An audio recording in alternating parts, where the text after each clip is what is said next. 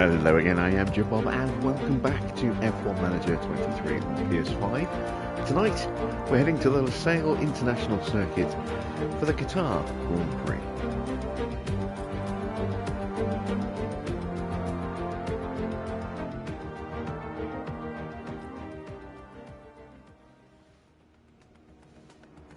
So there we go then, round 18 is ready. This is a sprint weekend. So we've got two races tonight, well, kind of two races tonight. A sprint followed by the feature. And we can expect very high temperatures, which means tyre wear is going to be an issue. So I need to think about what tyres we're going to use through practice to make sure that we've got competitive tyres in the race and also in the sprint and qualifying.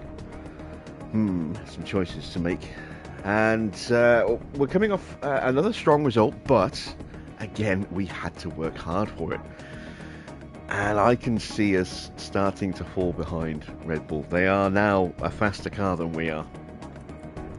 We have got some upgrades on our car, which have helped stem that a little bit, but I don't think that's going to last for very long. Let's just double check the upgrades are on both cars. So both cars are running the brand new chassis. We're on the same front wing, on the same rear wing. Brand new side pods have been installed. We've got a couple more of those to be manufactured. On the same underfloor. And we've got one more of the new suspensions to come. So those new upgrades mean that our car now sits first in speed and first in DRS again.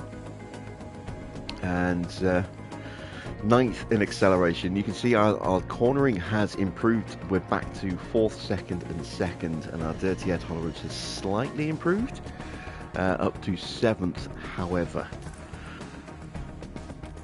our car is not quite as nicely balanced as the Red Bull. You know, you can see their top speed is only a little bit slower than us, but they are much better in acceleration. And again, they're very close to us in DRS. They have the edge in the medium and high speed corners, and this circuit is almost entirely medium speed corners. Their dirty air tolerance is better than us. The only thing that we're really beating them on is, comfortably, is the low speed downforce, and there are no low speed downforce corners here.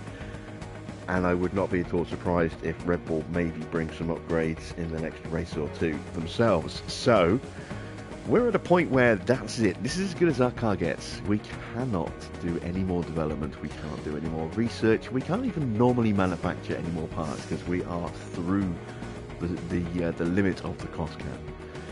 So yeah, hopefully we can drag this car all the way to the end of the season and still be competitive. But this could be the last race where we are truly able to fight with Red Bull.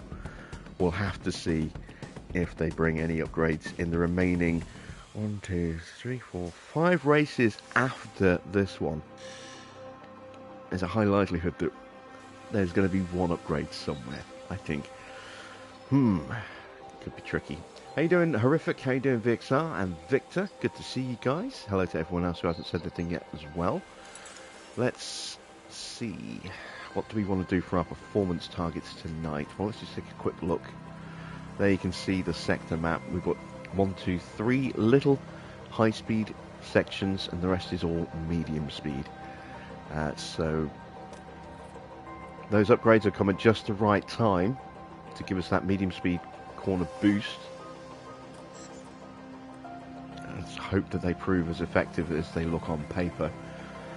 So, starting off with the qualifying targets, the incentive is to get both in Q2. I'm going to go 2 in the top 4 and both in Q3. Onto the race targets, the incentive is the fastest lap. Hopefully we can get that. And for finish position, again, I'm going to be slightly more conservative, and I'm going to go 2 in the top 4 because you never know what Red Bull are going to do in the race. I think we should be safe against the other teams, but yeah, Red Bull I'm really concerned with now. And then in terms of the streaks, we are halfway through the finish position streak, 1 in the top 6 for 2 races. And we just need one more qualifying, 2 in the top 6 complete to earn our qualifying streak, and that'll be worth a nice 3 million. So, here we go. That is all that. Let's see. Before we go any further as well, I want to have a quick look at expected strategies tonight. It's going to be a 2-stop race, I think. That's pretty much a given.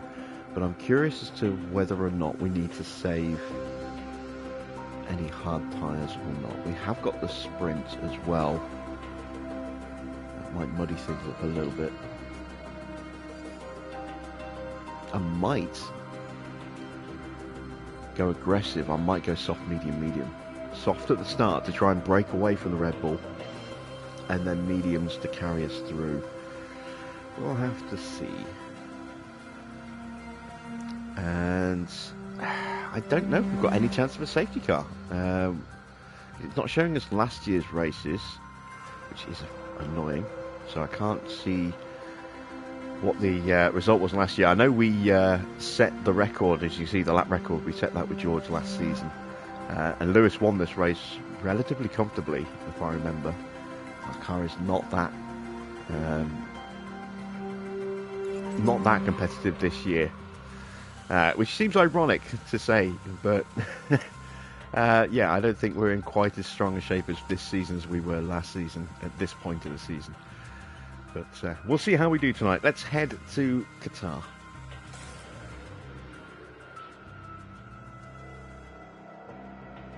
Our calendar brings us to the Middle East this weekend for the Qatar Grand Prix. Lusail International Circuit is a speed demon, fast and flowing with a long main straight, one that's sure to see plenty of overtaking action. As a desert track, Lusail is dusty and challenging. Grip levels are crucial and can change throughout a race weekend or even during a single session. The unique layout demands the highest possible downforce despite being a relatively open track. This time, teams have 2 races to contend with, as a sprint race will decide the starting order for the weekend's Grand Prix. Let's get this underway.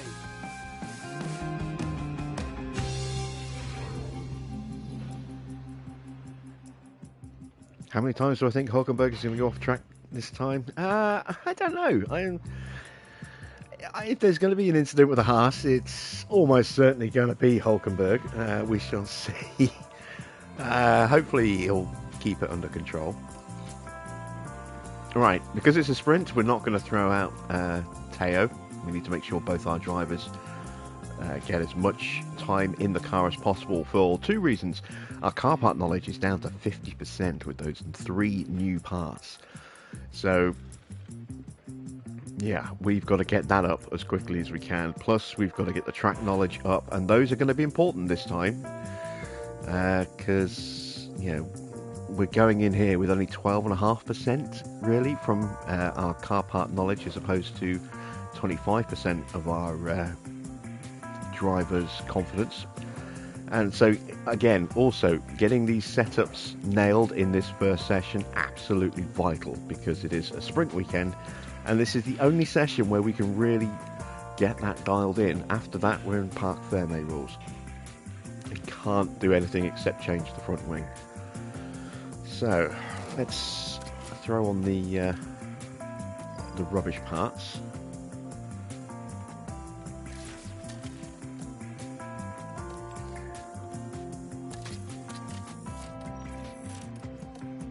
There we go.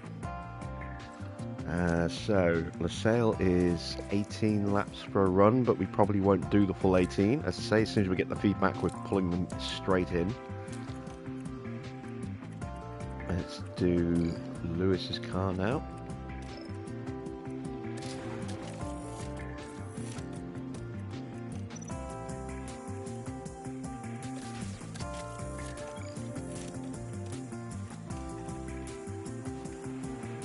And for those wondering whether Lewis does have an extra gearbox, yes, he does. I know it was mentioned last night. Right, let's see. Oh, speaking of which, I did put the, speaking of last night, I did throw up a poll for you. That is on my community tab, so do make sure you head over there and cast your vote for tomorrow's race replay. You've got 3 teams to choose from, Alpine, Aston Martin and Ferrari. Aston are currently leading the poll, but as I say, you've got till just about 9 o'clock tomorrow night, so a little under 24 hours to go and cast your vote if you haven't done already, and that will determine which team we run in the race replay at Suzuka tomorrow. Evening, Mr. Water. Right, we've got the basics of our cars done. Let's start with the setup for George. I'm going to go 6.5, 13, 8.2, 3.4, and 0.65. I've only got 4 setups to choose from, so in my book, so you know, question of whether I can get lucky and choose the right ones. We'll go slightly different for Lewis. We're going to go 8 on the front wing, 13, a 7.3, a 3.35, and a 0.8.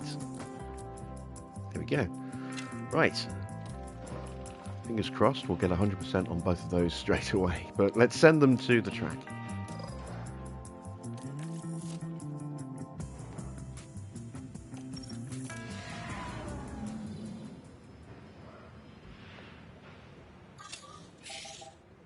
Oh yeah, anyone who's a City Skylines fan, brace yourself as well. On my community tab is some bad news. It was announced earlier today that that game is going to be delayed on consoles, not just the PlayStation consoles, obviously the Xbox as well, until spring of next year. The PC version is still looking to launch in October, but yeah, it's a significant delay. So radio check. But they're doing it for the right reasons, because they are a little concerned at the moment that they haven't got it up to the point where it needs to be in terms of performance, and rather than releasing it in a bit of a messy state, they've decided to hold it for an extra few months. Understood. Just to spend that little bit more time working on it, make sure it is where it's supposed to be when they do release it. And while I'm disappointed, I do applaud the decision to do that. So many times we see a game is shoved into a release window and is released regardless of the condition it's in, because it has to be released in that window. So yeah, it's a little bit of a shame, but as I said in my post, I'd rather they delay the game and release it as intended rather than release it when it's not ready. So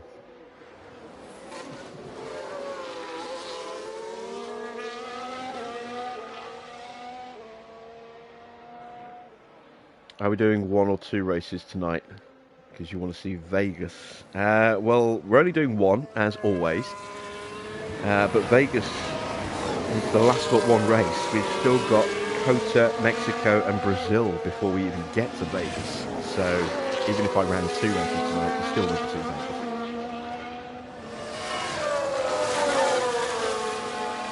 Evening, Bakir. Right, let's speed them up.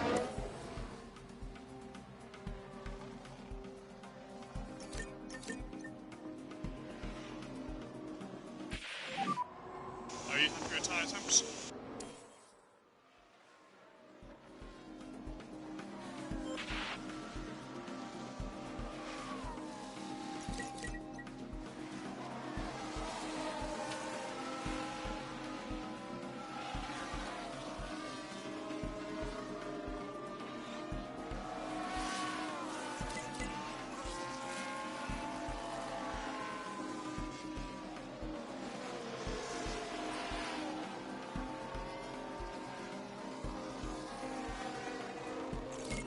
Okay, getting close now to getting our first round of feedback. We'll pull the drivers in as soon as we get that. And Lucy, if you can give us a balance check.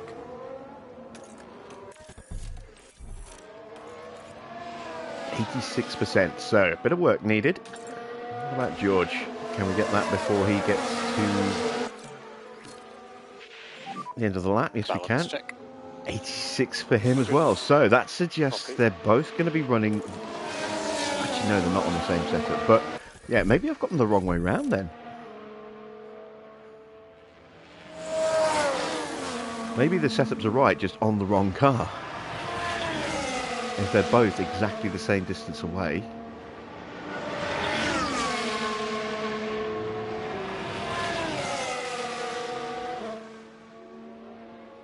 Is making pace option conserve in practice a good effect on engine lifespan? Yes, it is.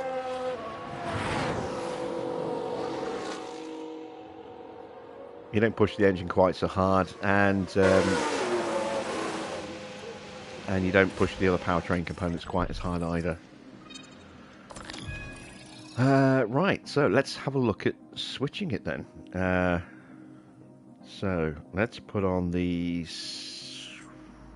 8, 13, 7, 3, 3.35 and a 0.8. Let's have a look.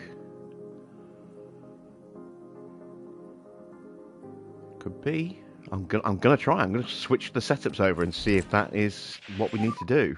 Yeah.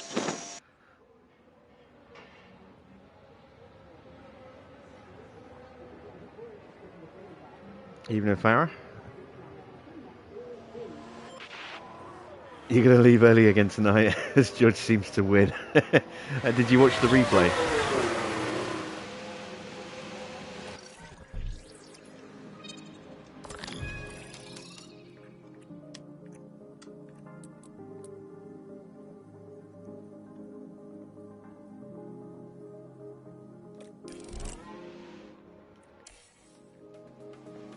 Because if you didn't, you specifically want to watch going through the emails at the end as well.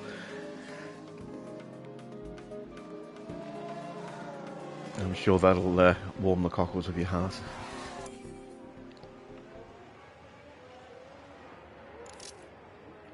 Right, there we go. Russell is back out. Lewis is almost there.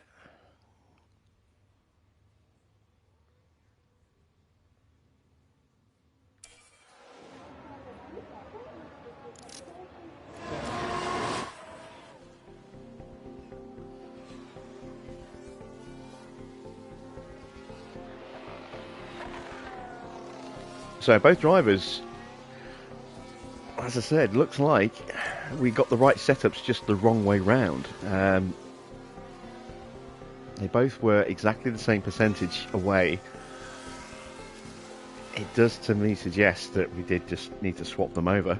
Hopefully that will nail this for us. We should find out in about 10 minutes, 12 minutes.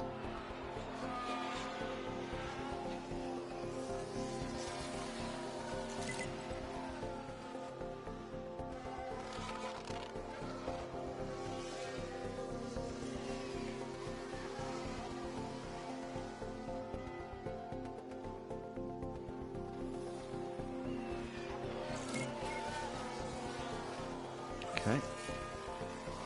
Feedback incoming. Did we make this the right call here, or were we just slightly off on both cars? Lewis, if you can give us a balance check. There we go. That's 100% for Lewis. And 100% for George. Beautiful stuff. So now we'll just keep them on track as long as we can, so that we can get that track knowledge up a bit, and also continue to improve our car part knowledge. Just got to make sure they don't try and box early, which they probably will try and do. We'll see if we can stretch them all the way to the flag. We might have to call them in with just a couple of minutes to go on fuel issues, but fingers crossed.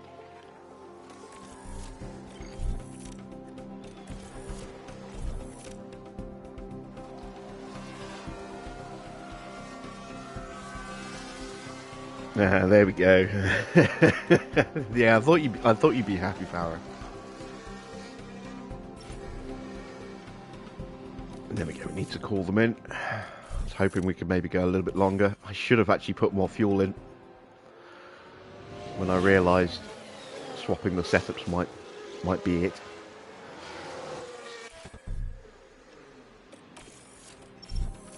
Still, we can send them back out for a couple of minutes. Just get that little extra bit of knowledge.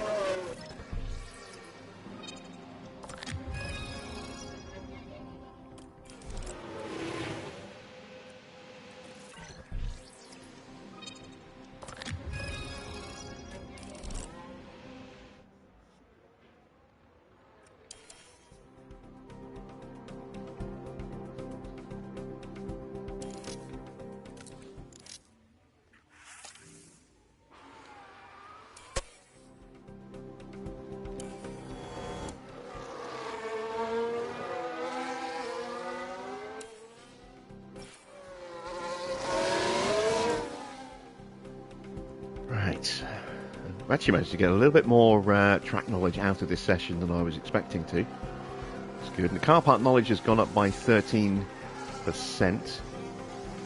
Now 14.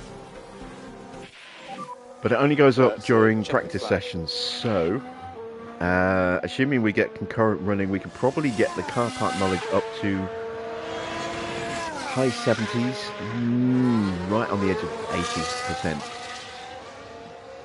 I would say by the end of practice 2 after sprint quali. Track knowledge will probably get pretty close to 100, but we might not make it to there either. We'll keep our fingers crossed. Right, that's it for practice 1, and now it's time to go qualifying. Let's see, Leclerc is going to take a penalty, as is Sainz, so the Ferraris bring in new parts here. Schumacher and Piastri also. Let's have a quick bit of detective work. So, it's a new ERS unit for Leclerc, but his engine's looking a bit nasty. And it's a new ERS for Sainz as well. Okay, and then Piastri is taking a new ERS as well. And who else was it? Schumacher.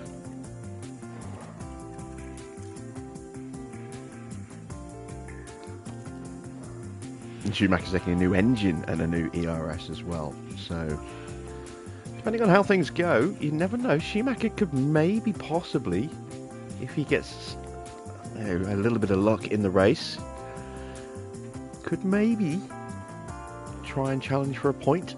And that'll be the first point of the season for AlphaTauri.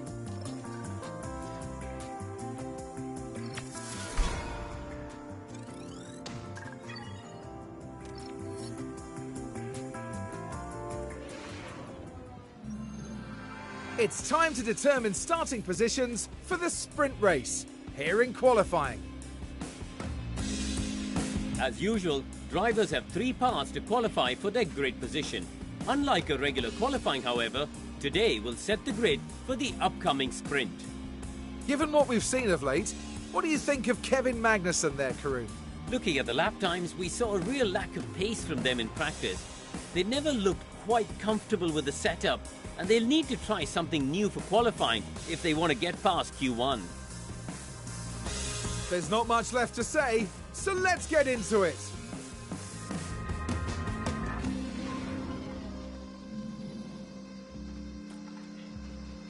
Right, we need to put the good stuff in. Do I go with the best engine we've got? Or do I save that and go to our next best engine?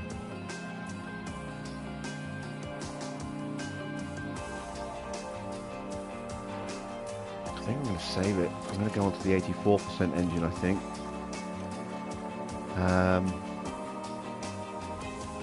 That will do qualifying, no problem at all, so we'll leave that one in.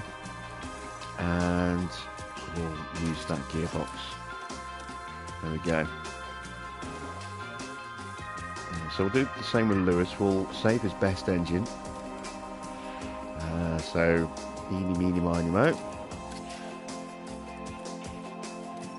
ERS units. That one will go through qualifying, no problem at all. And we'll go with that gearbox. There we go. Right, cars are set. We're going to do just 1 lap runs because tyre wear is going to be an issue here. And let's see how we'll be doing qualifying.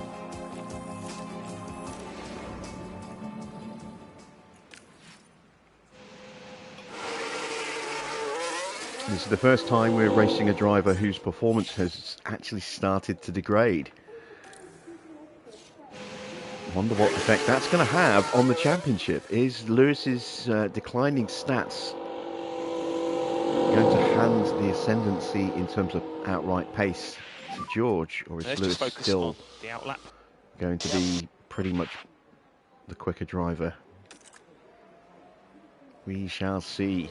How you doing, Anthony? Good to see you tonight. Got those rear brakes. Come in.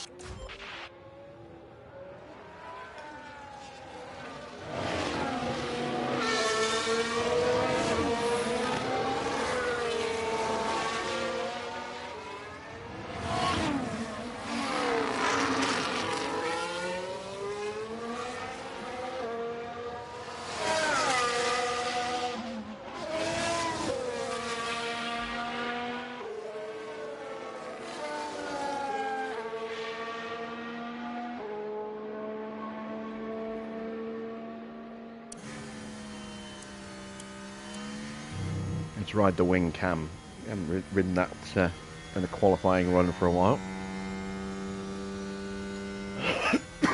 Oh, excuse me.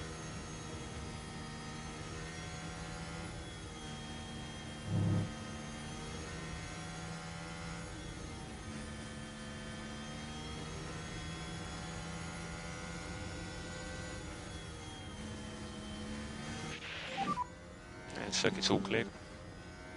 Good to go. Okay, and then as we wind up to start the lap. So, all clear ahead. Good to go. We've got one of the McLarens and one of the Ferraris in front. No, is that? It might be an Aston. Not an Aston, sorry, an Alfa. I think that's one of the Alphas in front. Going very wide over the curb there. Yeah, the AI definitely needs more training on this circuit.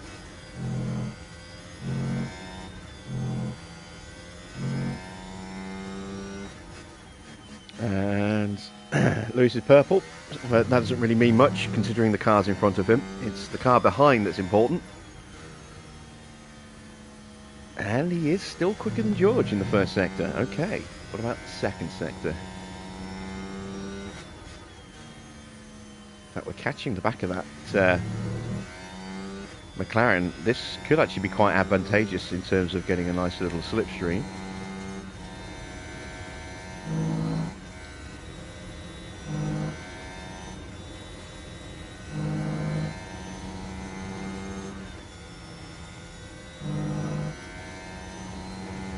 Purple in the middle as well for Lewis, rounding the final corner.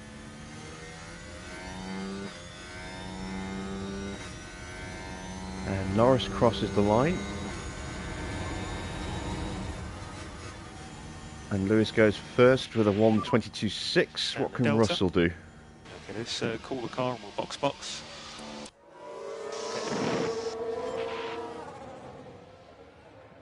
2/10 slower. So Lewis has still got some Delta pace. negative. And we will box end of this. But that's us done for this session. Yeah, come in. Right, so now we just need to keep an eye on the Ferraris and the Red Bulls. We know that Leclerc is taking a new ERS unit along with Sainz, but his engine is still a little bit duff. It's not bad though. 0.6 off. Quicker than Sainz. Perez has split our two cars. Where is Max? Has he set time yet? Max is down in 14th. Oh, okay. So let's focus in on Max. Can Max please get knocked out in Q1? That would be amazing. And also very, very unlikely. Okay, he's heading out now. And he's got plenty of clear track. But will he have traffic when he gets to his lap? Because he's gone early. A few more cars have come out. We might see another little flurry of cars leaving the pits in just a moment.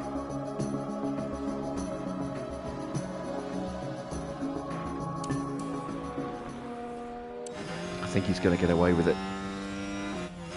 Yeah, he is.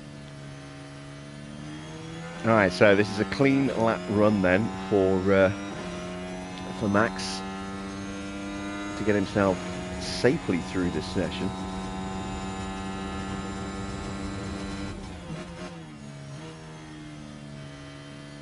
There's the little flurry of cars coming out of the garage. They're leaving it quite late actually.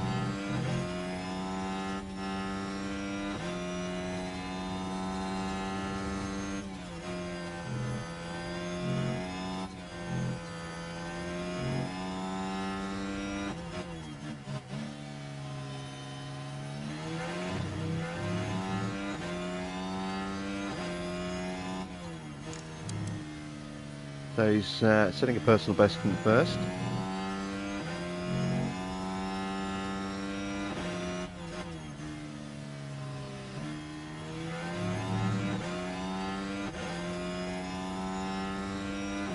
I am curious actually as to what condition Max's engine is in. The whole of his car is not in great condition, is it? 55% on the engine. 39% on the gearbox, sorry, on the ERS, 87 on the gearbox. Perez is definitely looking healthier. Engine comparable to Lewis's, not too far lower than that. His gearbox is fine, his ERS is fine. So it looks like Perez will be the threat, maybe, in this race out of the two Red Bulls. Although, having said that, Max does immediately then throw it up with an almost identical time to his teammates. So, yeah, maybe both Red Bulls are going to be a bit of a challenge. But given the state of their engines, I feel better about the decision to run with slightly older, slightly more worn engines than our best available ones. We'll save those for probably Mexico onwards.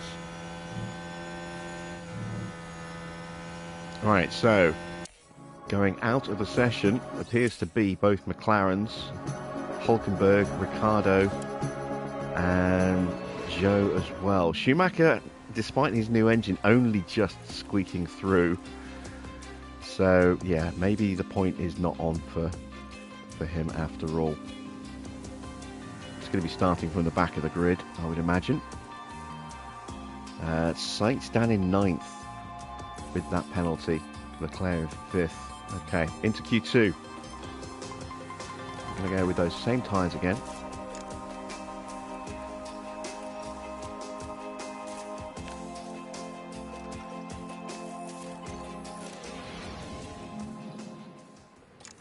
Once again, we'll send the drivers out at the beginning of the session.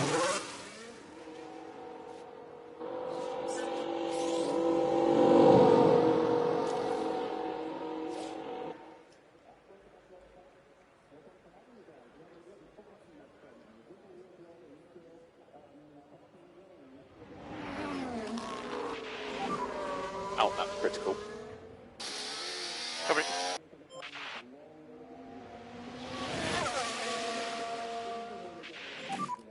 This is outlap normal. Still no word on an expected release date of patch 1.8, unfortunately. This isn't today.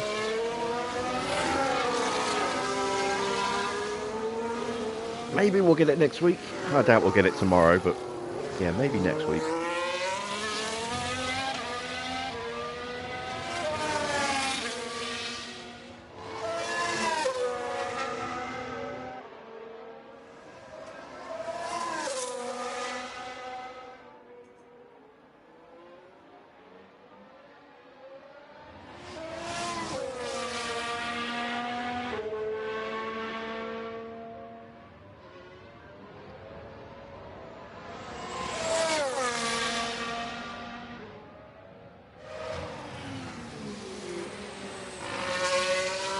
George is going to get ready to start winding up soon.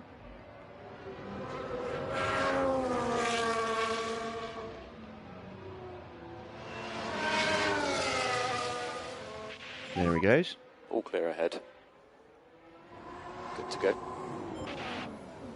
And both drivers are going to get a nice clean run on this lap, which is good. And circuit's all clear. Good to go. No traffic issues to worry about.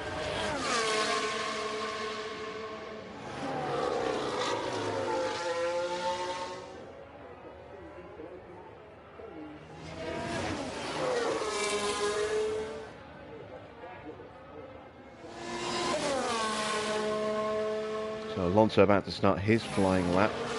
And looks like we've got a Williams on a flying lap as well now. Not sure which one. George is purple, but he's the first one to set a sector, so that means nothing at this point. And now Lewis goes a little bit faster. Could be seeing Farah disappearing very soon. Although we have got the sprint before the race.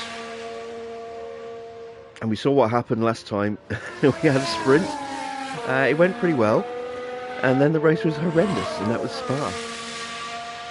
So I really hope history doesn't repeat itself here tonight, because I can't afford to replace more car parts.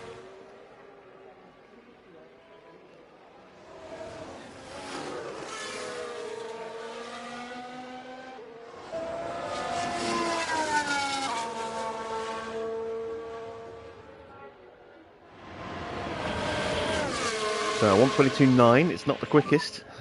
Just Lewis get that will delta probably beat negative. that by a few tenths. And 1:22.6, that's pretty much on par with what he did in Q1.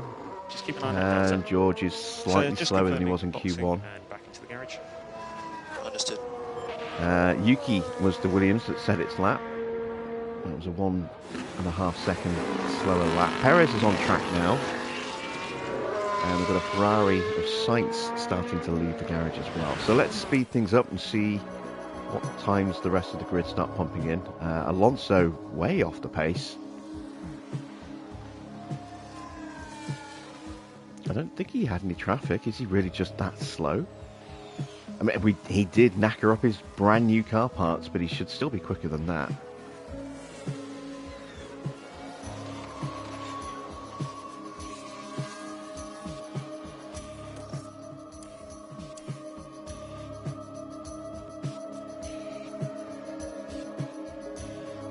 Alright, Perez on an out lap.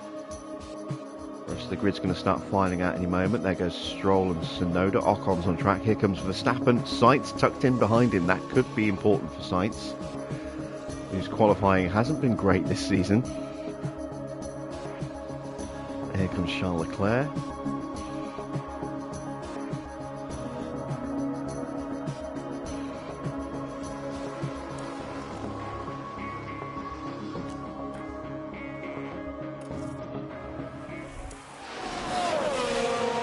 So what kind of time is Perez going to pump in? Looks like he might possibly have been held up slightly in the final sector there.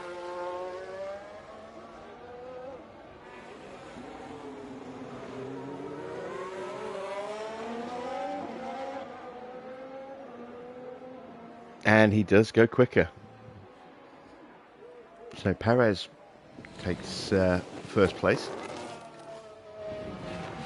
Here we see Sainz and Max starting their flying laps.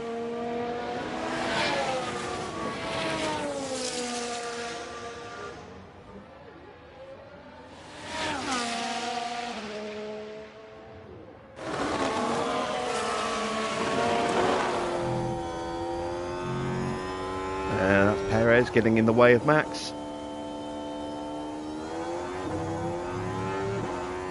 Don't think Sainz got held up there. Sainz could be on for a nice little slipstream here. He's down on his first sector time though, and as is Max. Neither of them showing an improvement yet. Leclerc just starting his flying lap.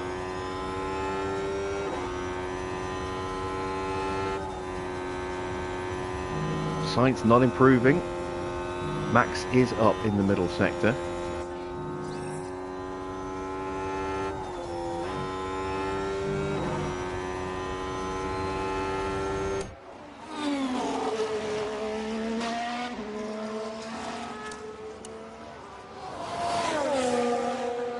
So, what can Max do?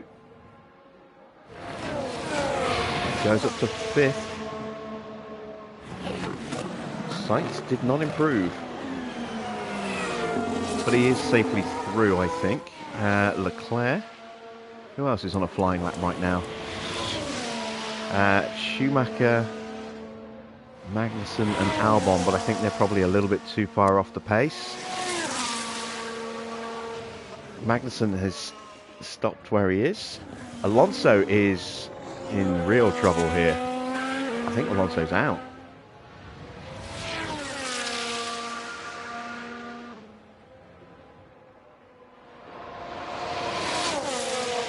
No improvement from Charles Leclerc.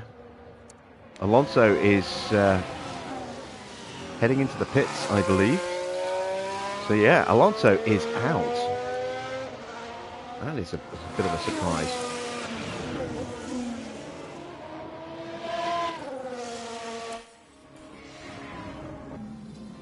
Let's take a look at Alonso's power unit. Oh, that gearbox needs replacing. That will be hurting him very much at this point. That was a brand new gearbox, what, 2 races ago?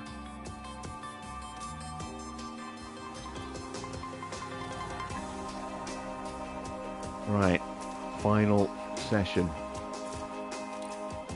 I'm going to do a lap on the old tyres. And then probably 2 laps on the new ones. We'll see. Might only do the 1.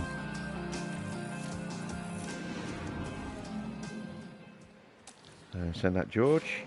Wait a few seconds and then we'll send that Lewis as well.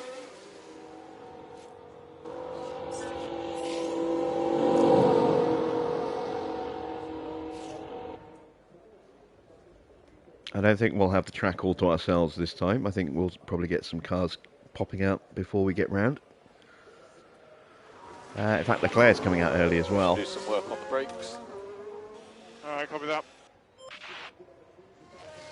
So, as always, with our run on the old tyres, we're looking to just put down a banker time, a target for us to work towards, and also build that confidence level up a little bit, ready for the really good tyres.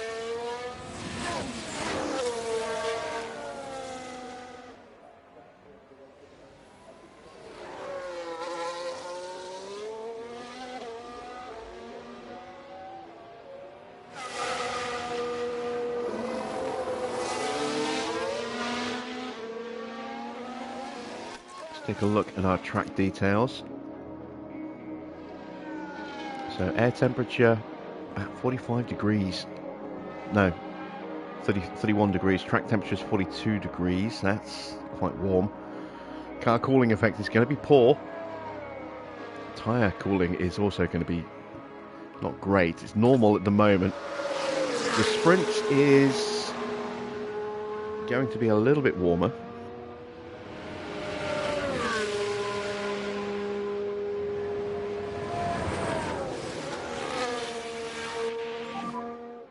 Clear ahead. Okay. Oh no, wait, sprint will be in the evening. So, yeah, maybe that will be okay. We'll have to see what the temperatures are like It's all clear. in the race. It's okay. So George winds up. We've got both Red Bulls on track going slowly in front of us. And Lewis might get held up here in the first turn. Just gets clear of Stroll's Aston Martin there. Has still got to negotiate Ocon.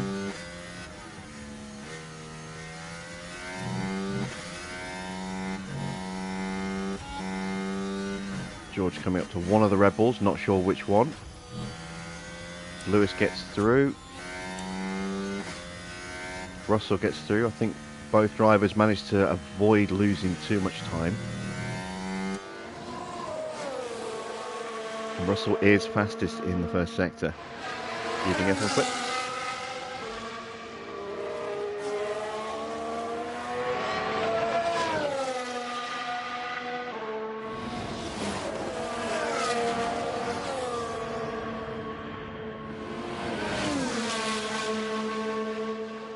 Oh, that might hurt Russell a little bit.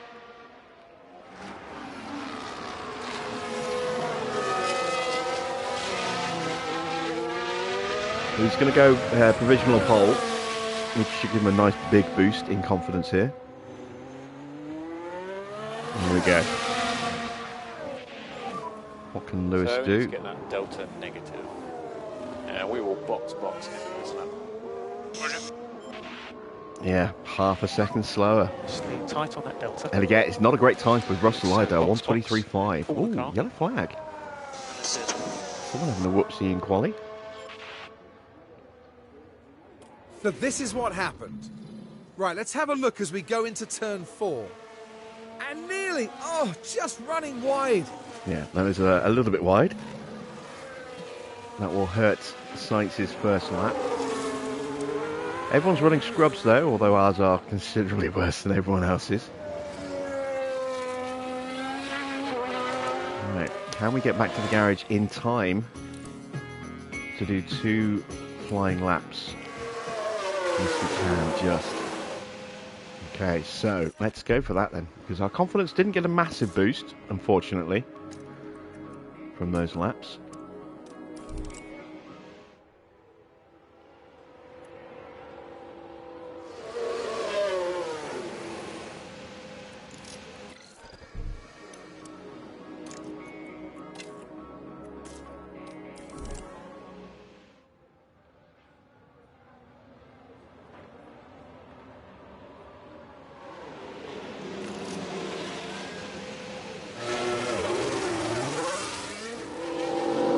There's George. And out goes Lewis. So 2 flying laps on brand new tyres. Can we take the top spot in qualifying? Yeah, those Red Bulls are still very quick. Oh, good lap from Gasly.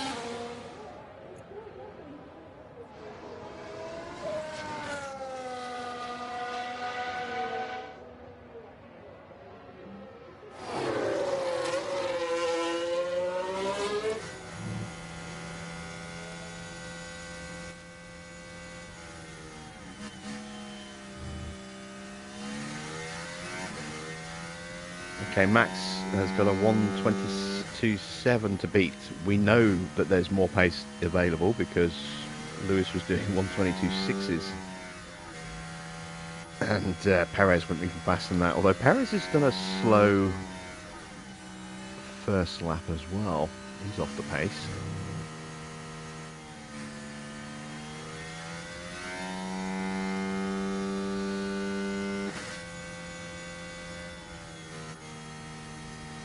Really want a clean run on this first lap just in case we don't improve on the second.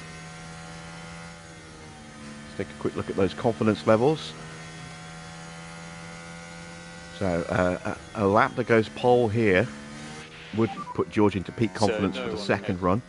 Got a Ferrari coming out of the garage of Leclerc. That's not good. Yeah, Lewis needs a lot of confidence boosting here. So we've got clear track now. So you're good to go. Watch for that Ferrari. There it is.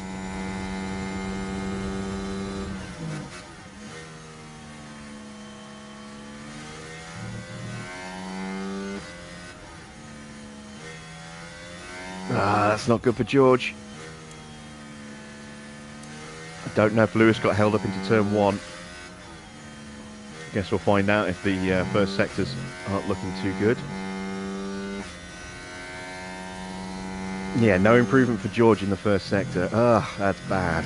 Okay, second half of the lap should be better though. What about Lewis? Lewis has improved, but he's half a second slower than Russell, so that doesn't necessarily mean much at this point.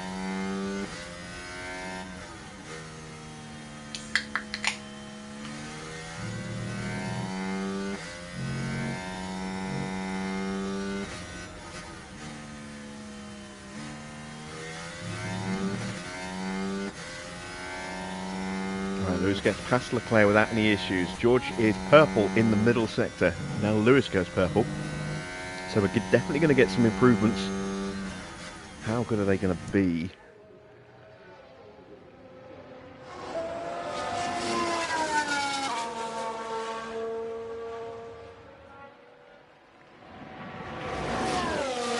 George goes up to P2.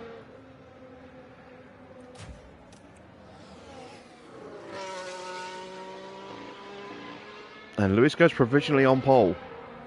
Just.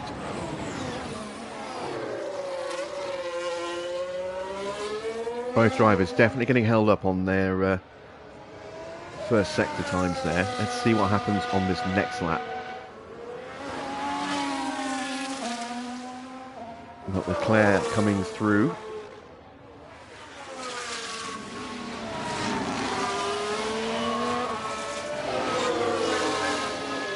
The Red Bulls will potentially get involved as well. Perez is on his out lap. Verstappen is on a flying lap right now.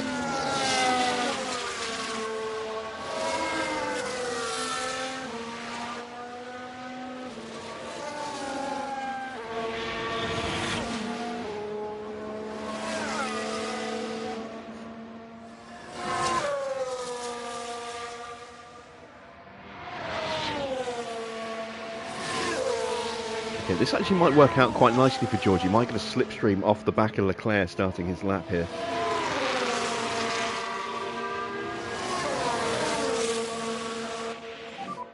Track is all clear. And good to go.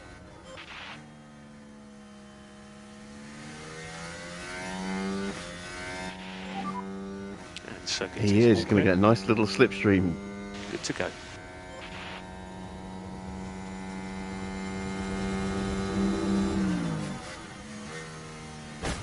Oh, contact with the Ferrari. That's George's qualifying ruined.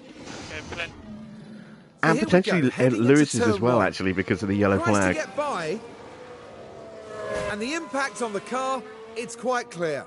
The teams will no doubt be very keen to establish the full extent and that's of the damage to parts that I can't afford to replace. I'm not quite sure what's happened there.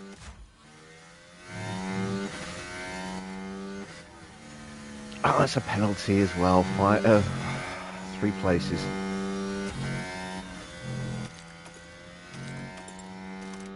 Oh, we got lucky. No damage.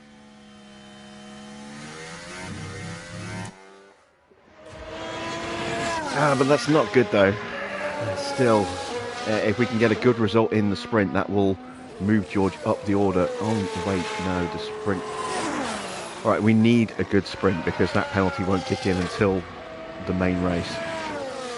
Lewis is not improving in the first sector. George is definitely not improving in the first sector.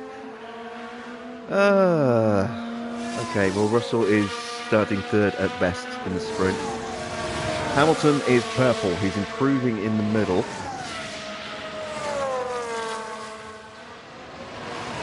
Actually, I'll just pull Russell in, save the tyres, but never mind. Checkered flag is up.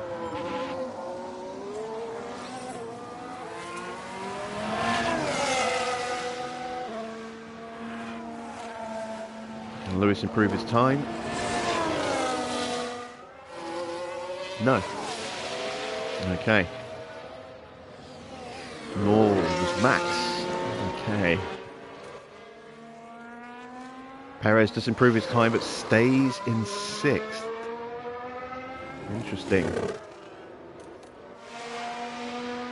Leclerc's boxed. No point him carrying on. Sainz now down to 10th place.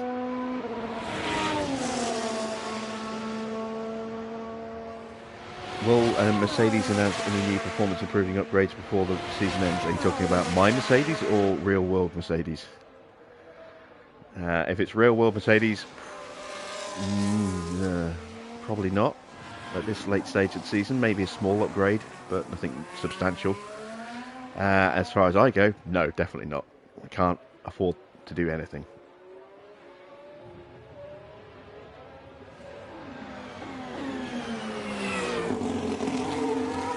Yeah, Mercedes will have thrown most of, if not all of their focus into next season's car by now.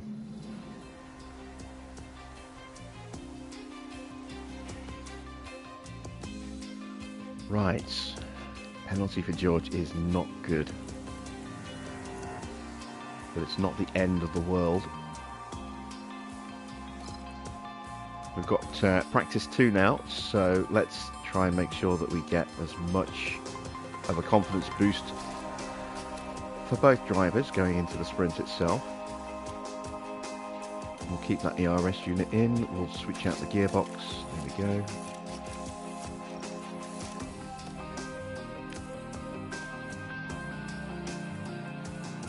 And it's normally 18 laps, so what I do is I double that to 36 and then add a couple more, and that should be fuel to the flag. There we go. And for Lewis, start the engine, and that ERS will get through, and we'll go with that gearbox. Okay.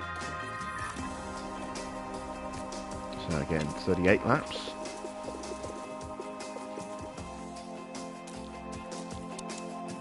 And let's send them on to final practice.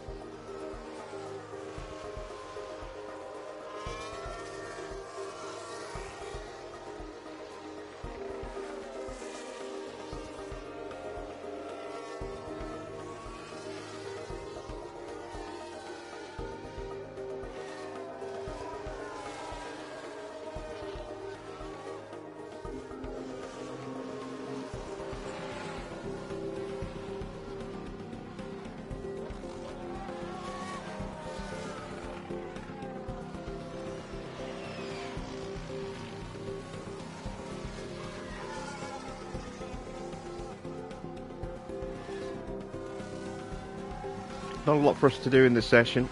The cars are already dialed in, we've just got to let them run. You can see our track knowledge and our car part knowledge is increasing, which is good. We've got the big bulk of our confidence from our setups. See how they are currently looking. Around 80%, that's not too bad. I want to get them up to a minimum the low 90s.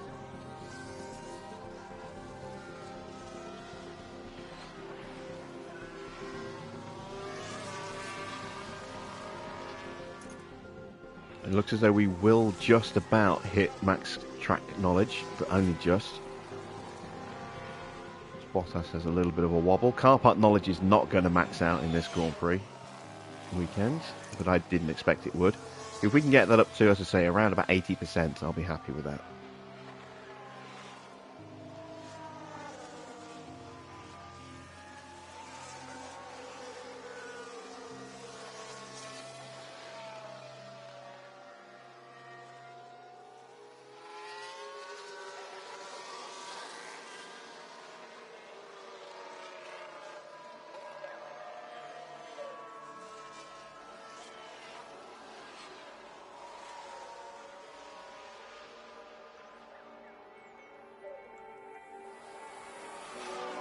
Not many more races staring at these mugs.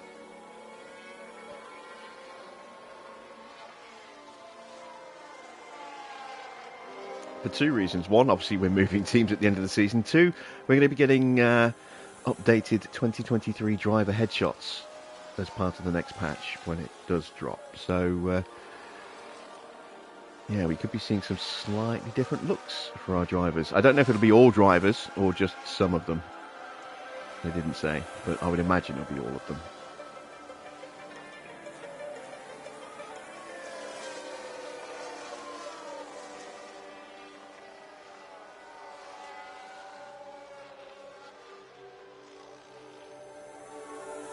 Right, 90% on track knowledge, and they're bailing for the garage already. Okay, I thought they would have more than enough fuel. Apparently not. Maybe I need to up my fuel prediction for this circuit.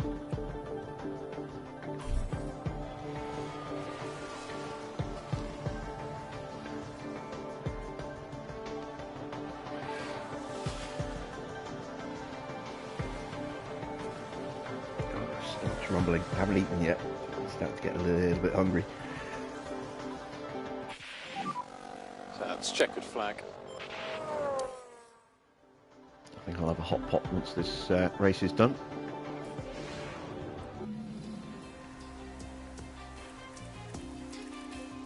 So there we go.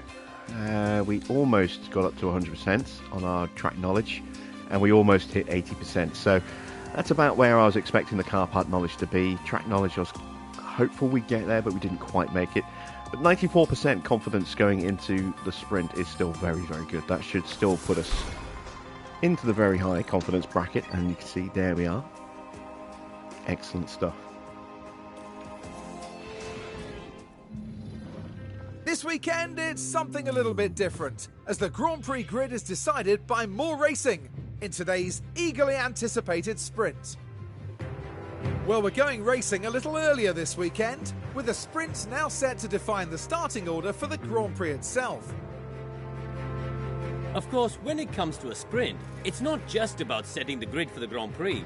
The drivers will be fighting hard to gain valuable championship points. But just who will be the fastest around Lusail? We'll find out in today's sprint.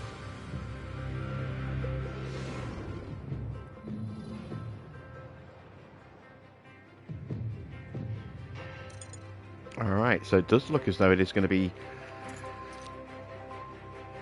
a little bit earlier than I was expecting in terms of track temperatures. It's going to be earlier in the day, so might be a little toasty. We'll see. In terms of tyres, do I go mediums or do I go with the softs? It's a 5-second difference, but the softs are really going to fall away. How many compounds have I got? 1, 2, 3, 4 sets of softs. I've only got 3 total sets of mediums, and I'm probably going to need 2 of those in the race. So I think I'm going to go with the softs, and we'll just have to be careful with them.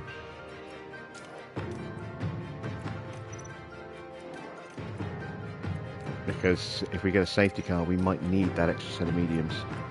So put the good stuff back in. We'll go with the 83% engine. And we'll go with the better ERS, because otherwise we are going to give George a handicap about the last couple of laps. There we go. I am not going to put extra fuel in. We're going to be very careful with fuel, because if you push your fuel, you do get a little bit of extra pace, but you also push the tyres a little bit harder, and we are going to be borderline on our tyres in the heat. We'll go with the 77% engine with Lewis. We'll go with the 44% ERS. That should manage to get through, but I've got to remember. I would ask Farah to remind me, but I know damn well he won't. To remember to change that after the sprint for the main race. And we'll go with the 75% gearbox. And we're going to start with full fuel and battery deployment and a little bit of push on tyres. Actually, no, I'm not going to push the tyres at all. Again, they're going to be really borderline, and they're going to be harder to cool down. Oh, George's penalty has applied now. Excellent.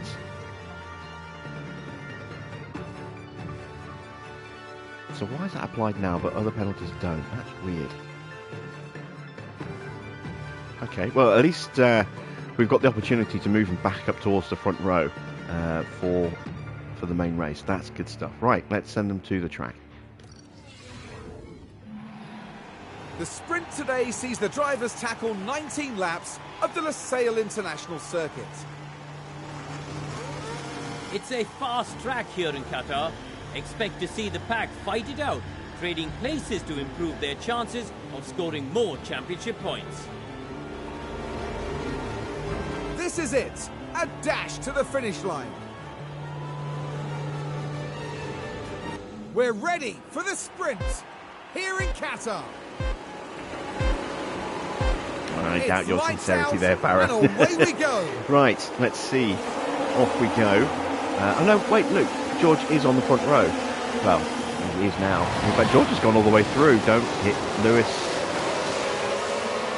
So that penalty hasn't applied. Okay, I'm confused.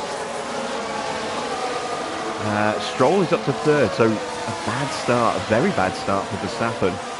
We like that. We like that a lot. Which F1 driver would I like to see drive in the Trackhouse 91 car in NASCAR? No idea what the Trackhouse 91 car is. I don't follow NASCAR, so no idea. I couldn't tell you. But, yeah, Russell's off to a flying start. He's pulling away from Lewis. He's off.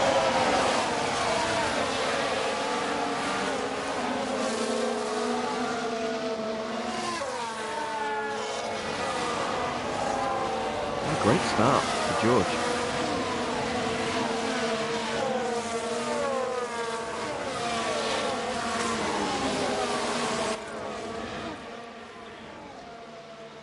He's gained 2 places. Let's give him a nice little confidence boost. He's going absolutely purple on this first lap.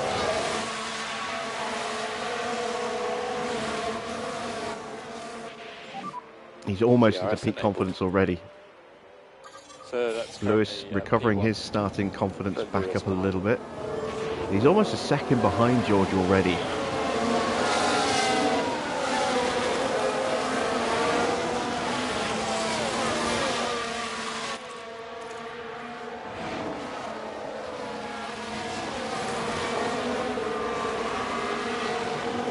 It'd be really nice if I could break away from Stroll on this lap, but I don't know if I've got enough pace to do that.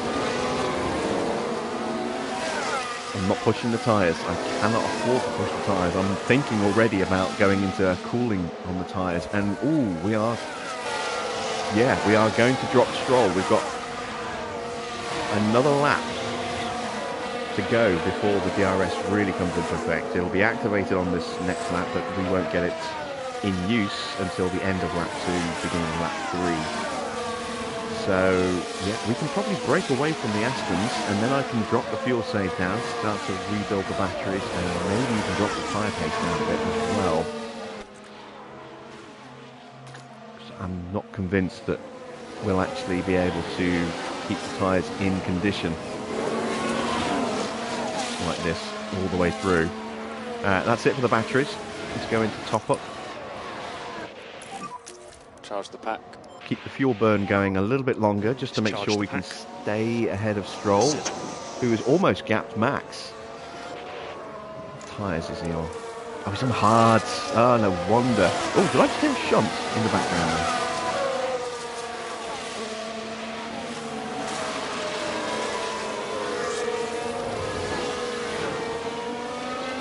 I don't know, but the field's sort of spaced out a bit.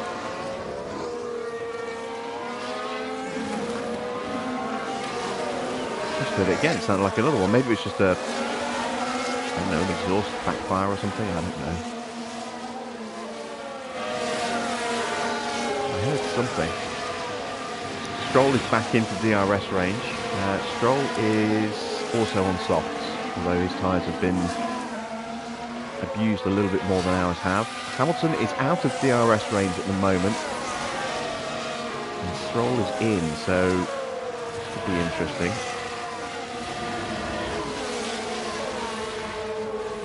Let's dial down the fuel burn, and let's also dial down the tyres. If we could just drop back a bit. So let's up at this post all. Understood. Yeah, George has broken away from Lewis, who is under pressure from Stroll. He's going to have a lunge.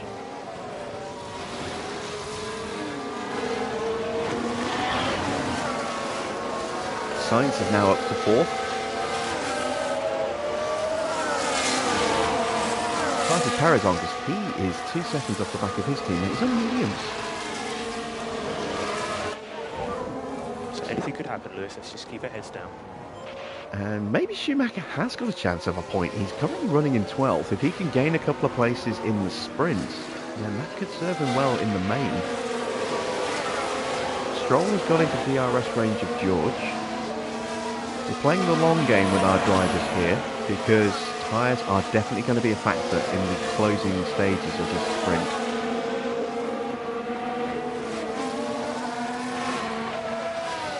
Sainz is catching as well.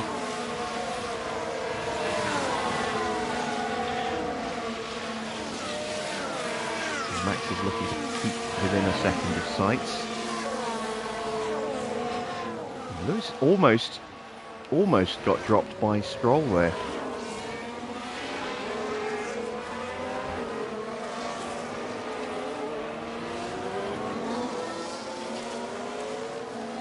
And there you can see the difference in tyres already between us and Stroll. We're at 85%. He's down to 76 already. Sainz is as well. In fact, our tyres are almost as good as Verstappen's hards. Which is excellent stuff. Right, George under pressure.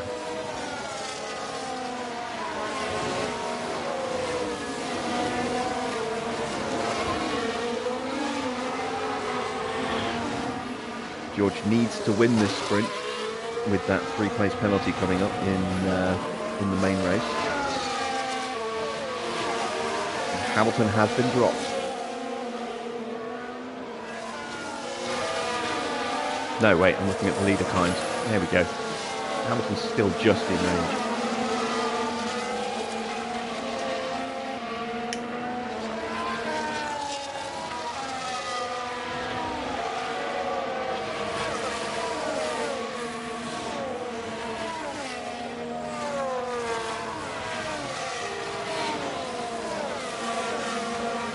Starting to close back in on Stroll. Sainz might just have lost the DRS. It's very close. Let's have a look. Is that rear wing open?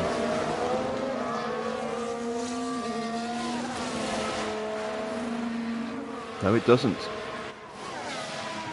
So we're dropping the Ferrari. And I think Stroll's tyres are already in a little bit of trouble. He's down to 70%.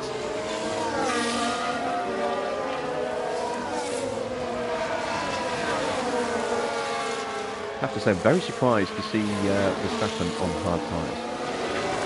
Mediums I would have expected, but hard tyres, that seems a bit of an odd one.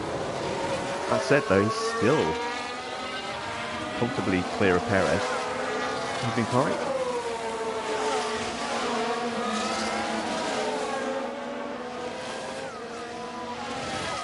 And Russell is starting to break Stroll. Should just about get him in this lap. Disappointed about Cities 2. Yeah, same here. But, you know, they've done it for the right reasons.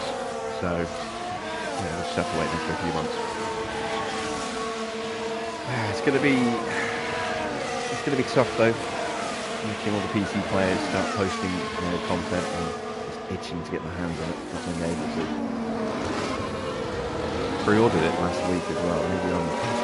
Maybe I cursed it by pre-ordering it.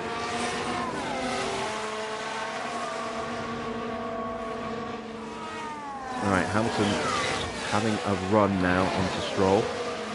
See Max having a run at Sainz in the background as well.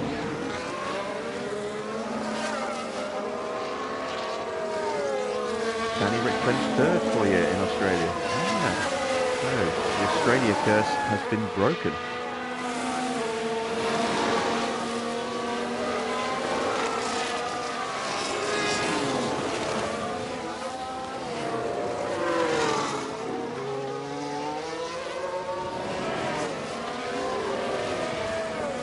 Right, we need Sainz to hold Verstappen up. The last thing I want is his better hard tyres to come really good at the end of this sprint.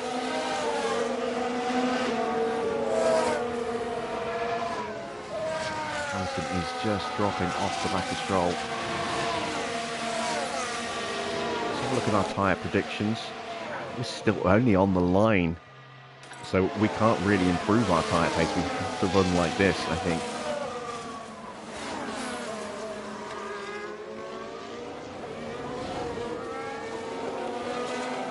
So this is good news for Russell, because Lewis can't push to try and close the gap.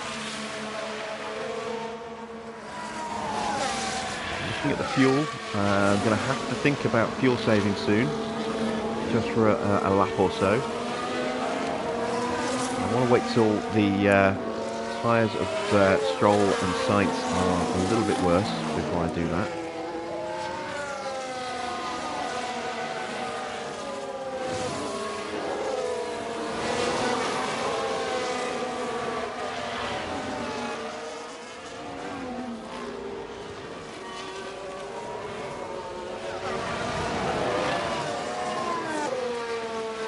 Take a quick 5-minute break between the sprint race and the main race, just so I can shove a sausage roll in the microwave and jump on that. Absolute fun.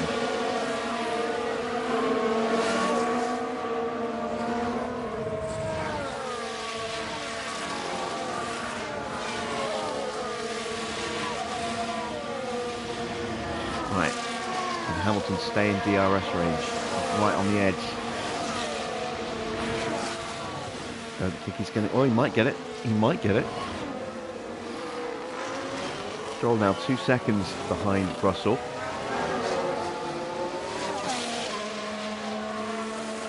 And Lewis did just get the DRS.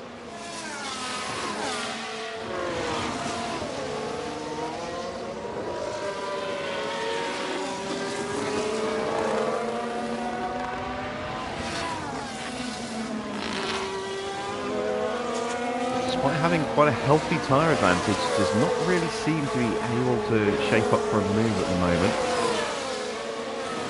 Maybe this will be the crucial lap. Maybe if he just stays close enough through the infield, he'll get him on the main straight.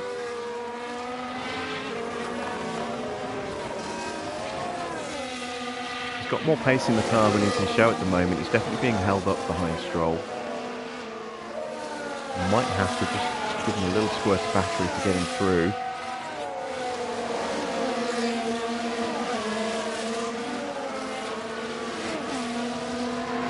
Let's do it. Oh, I need to get him past. Use the overtake. Because Max is going to get past Sainz soon.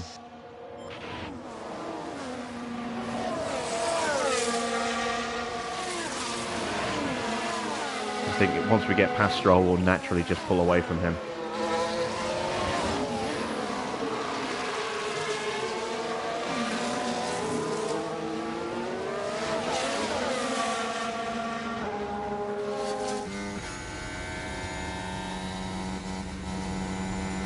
Oh, it's going to go tight on the inside. Don't make contact.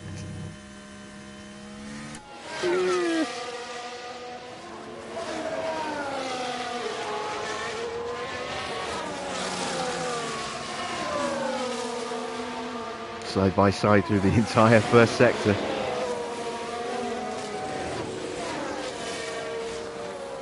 Still, there we go, finally completes the move.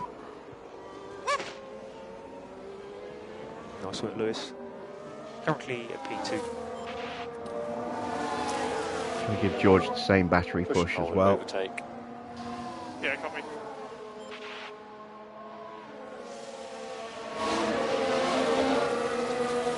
Are you just trying to make me hungry? No, 'cause I'm already hungry. So we're low on battery at the I moment. don't need any.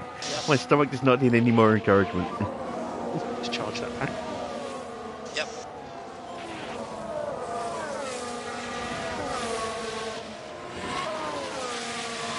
Alright, we have broken away from Stroll. I am going to do one lap of fuel saving now with both drivers. Tyres are still on the line of where, so again, I can't really.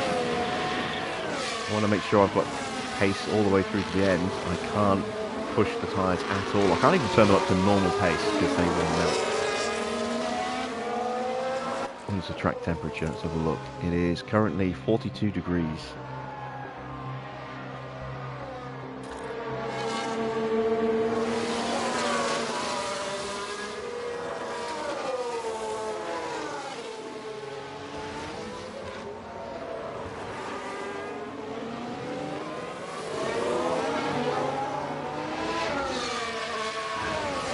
This is going to be a pretty straightforward run to the line, it looks, for George. Exactly what he needs.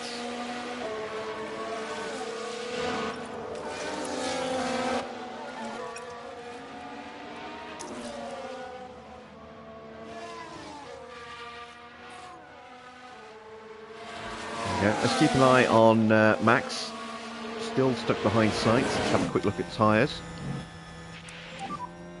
And we can drop the lift and coast for now when we can up Yeah, later. Sainz's tyres are really starting to struggle. I'm surprised Max hasn't got him yet, but he might well get him here. He's close enough.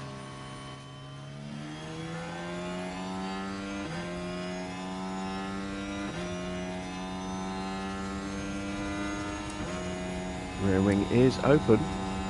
He's not going to get him though. Just doesn't seem to have the speed coming out of the final turn.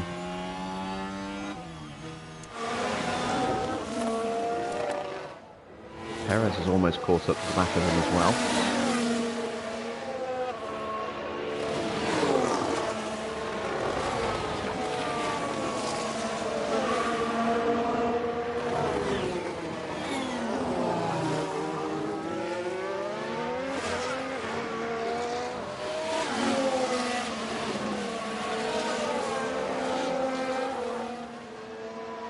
Oh, yellow flag. Please don't be one of my drivers.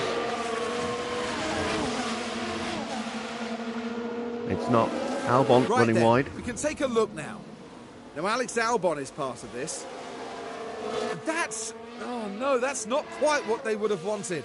But all being well and fingers crossed, no lasting damage to the car. Right, surely this is the lap that Max is going to get past. Perez has joined the back of this train as well, so he'll be able to have a run at Sainz very soon as well. With his medium tyres, he should get really good launch out of the corner. And Max is all over the back of Sainz this lap, and he's got to get him here.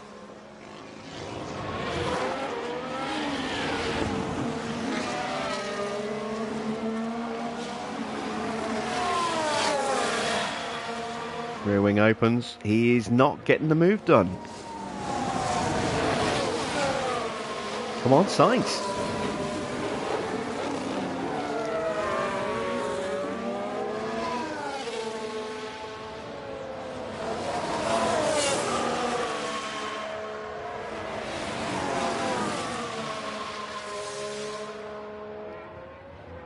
Perez is definitely looking to give Max the hurry up.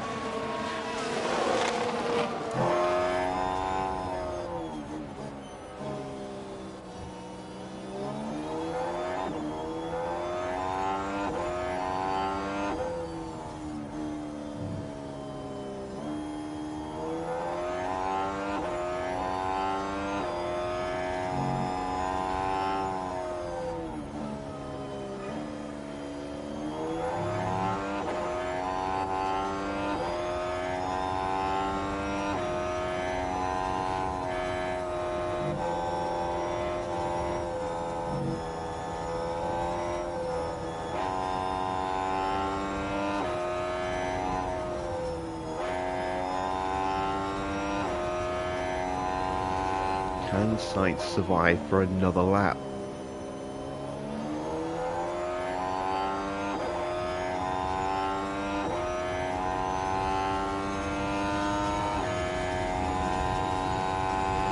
I think he can. I think he's pushing.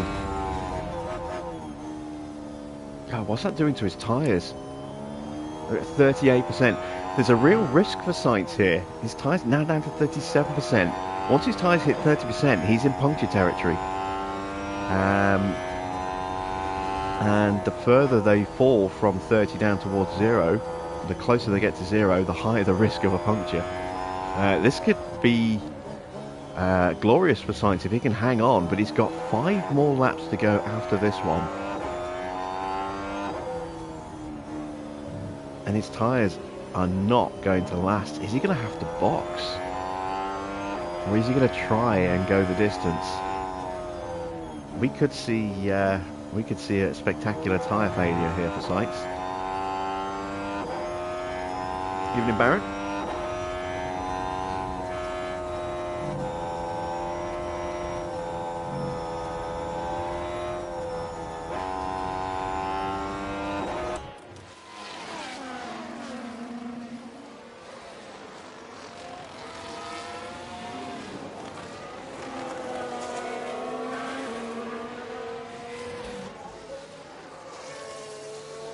All right, Max should get him this time.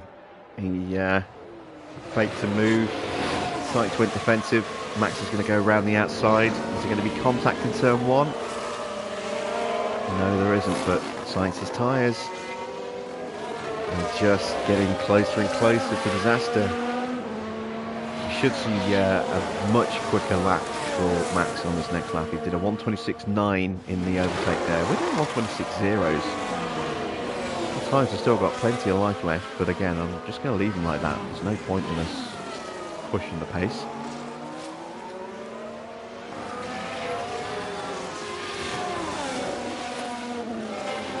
And I just wait for one of those tyres to go pop.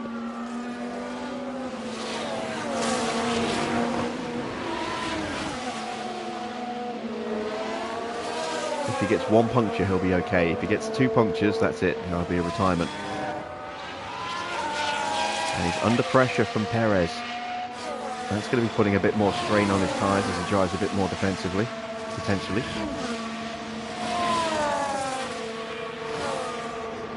Verstappen's flying. He's on the back of Stroll already, almost. He's 2 seconds ahead. As Perez lunges up the inside in the final turn. I saw a big spark and I thought that was a tyre blowout, but it's not. It's just a bump. Perez gets the DRS as well, so he will easily pull away. Max did a 1:25.5 on that lap. 2.5 seconds quicker. I'm going to stick with Sainz. We'll keep an eye on the timings, but when we're 7 seconds clear of Stroll, I don't see that being an issue. Got enough pace, I think. I want to see if Sainz's tyres explode or if they do actually manage to survive. Is at 29%. He is in the window for a puncture, and he still has 3.5 laps to go.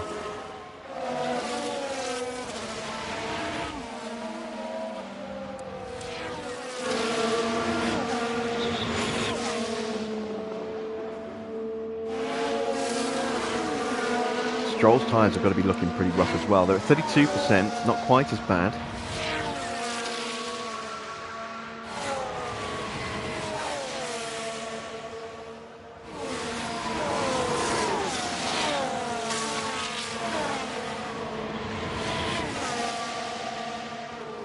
Hamilton has pulled a couple of tenths on George. He's got to get him down to 2.6, but he's not going to catch him, I don't think. Still edging away from Stroll as well, nicely. So we look at lap times. We did 1:26.2, 1:26.4, and a 1:27.6 for Stroll. Verstappen being held up now. 1:27.7 for Sainz.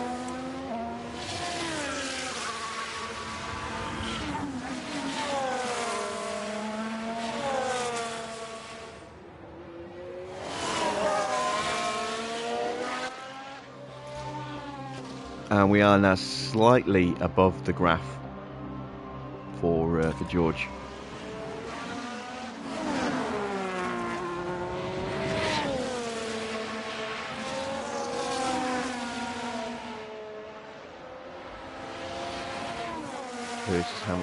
Lewis's tyre wear slightly worse, but only a little bit. Stroll still holding up Max. But that's just a matter of time. He is going to get past.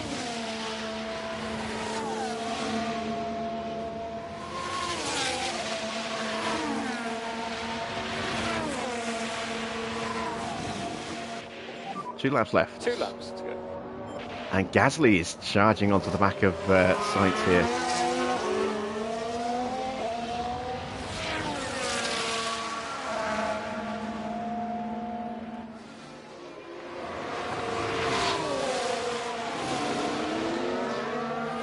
And still, Stroll is holding up the Red Bulls. Go on, Lance.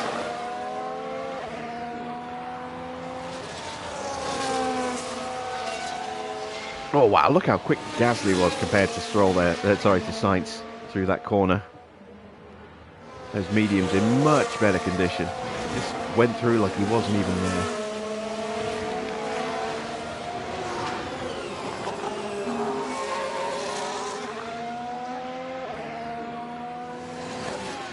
Have a quick tyre check.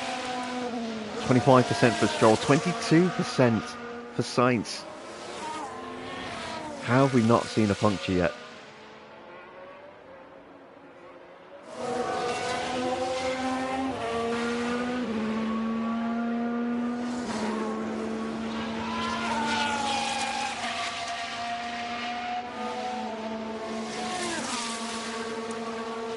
And still Max cannot get past Stroll. I'm amazed by that. Alright, we're going to jump forward to Stroll as we start the final lap. Right, Max is going to get the move done. Can Perez follow him through?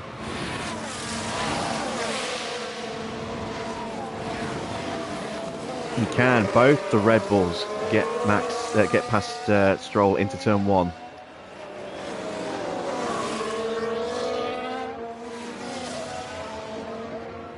Sainz is already 4 seconds off Gasly in the space of 1 lap.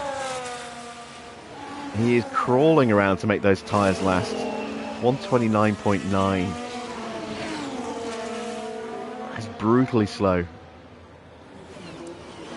How far behind is Ocon? He's 6.5 seconds. I don't think Ocon's going to get him, but well, maybe. 19% for Sainz's tyres.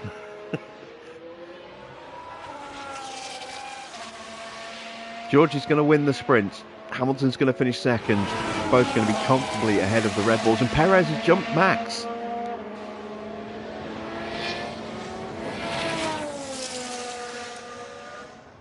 And has broken clear as well.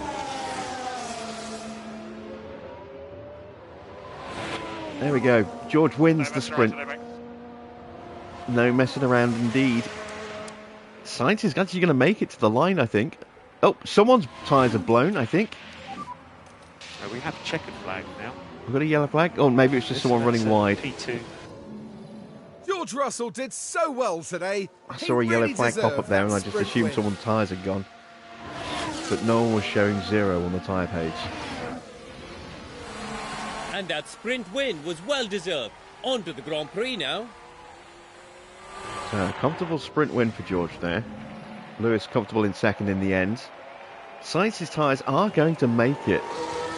Just 17% across the line. Joe at 19%, Stroll at 20%.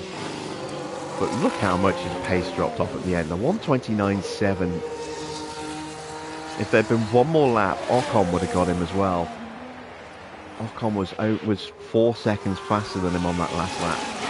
And was only 4 seconds behind him.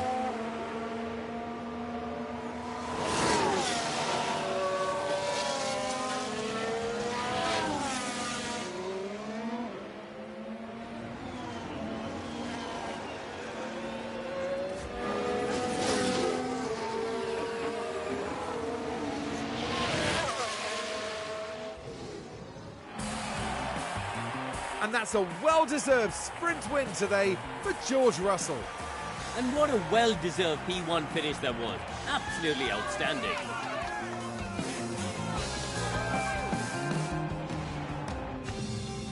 So a very happy George extends his championship lead over Lewis by another point, getting 8 for the win. Lewis gets second, Perez up 3 places, Max dropping down 2. That is very, very good. And then Stroll, what a good run from Stroll there. He held off the Red Bulls for a long time, but in the end just did not have the tyres to do anything about it. Gasly up to 6th place. Sainz, how his tyres didn't go boom, I do not know. Ocon up to 8th place for the final point. And now the penalties are going to get applied. So George is going to drop down to 4th behind Lewis and the 2 Red Bulls. And the Ferraris are going to take penalties as well, as will Schumacher and Piastri. So I'm going to take a very short break just to grab a little bit of food because I'm absolutely starving and I don't think I can last another hour and a half. But I will be back. I'm not going to end the stream, I'm just going to mute the mic and I'll see you in a few minutes.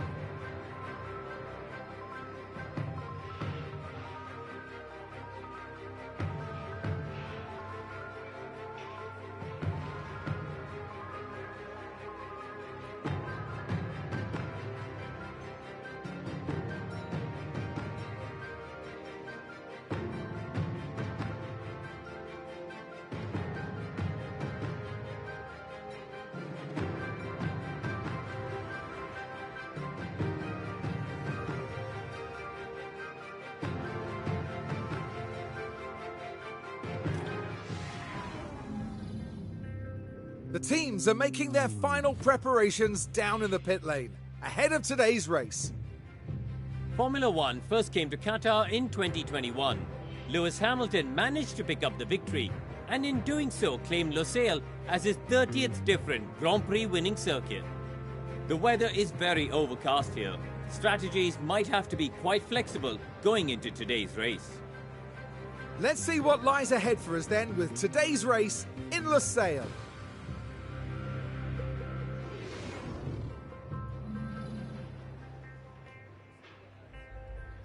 Alright then, let's have a look at strategy. There is confirmation of the 3-place penalty for George, so he will be starting in 4th place. Let's see, so 1:22.07, that's 8 seconds quicker. And I think if we're careful with the tyres, that should be good. It is quicker than throwing in some hards in there as well. I've got enough tyres. Maybe I go with 2 sets of softs. Go soft, hard, soft. Let's have a look. It's close.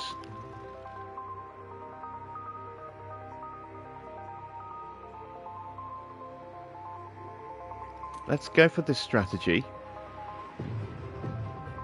with the option to switch to something like this if we get an early safety car. We'll see. I mean, just out of curiosity, I've got to have a look.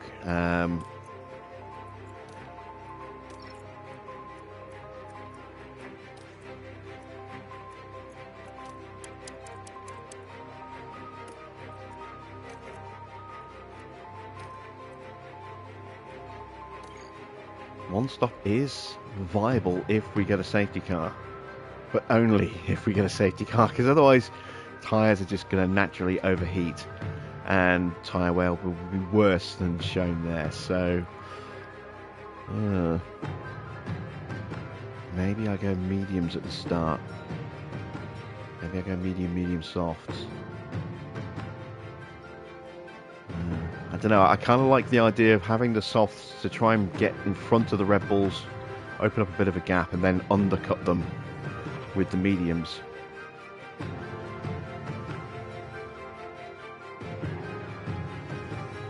Yeah, let's go with that strategy. I think that's just the safer option. So there we go, we'll do the same with Lewis as well. In terms of fuel, I'm going to take 2 laps of fuel out of the cars.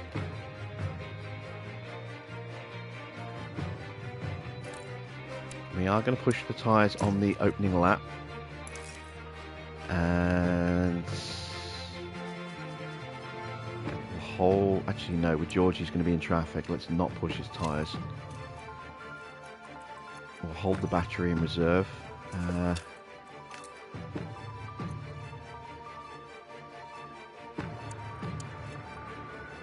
we go. Alright, let's go to the grid. Here on the outskirts of Doha, the excitement continues to build as we approach the Qatar Grand Prix. Our attention shifts to Lewis Hamilton and what he can produce in this race. They're on pole, and it's well-deserved. I'm looking forward to seeing what they can do. Right, let's get to it then.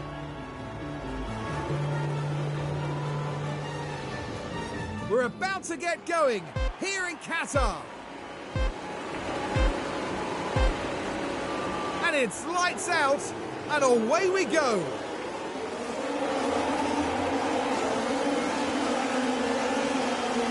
Right, I'm actually going to push tyres because there is a chance here that we can get the Red Bulls quite early on. They're both on mediums. And we need to fend off Stroll as well. We've got a yellow flag. It's going to crash or coming together of some sort in the first turn. That looks to involve Oscar Piastri.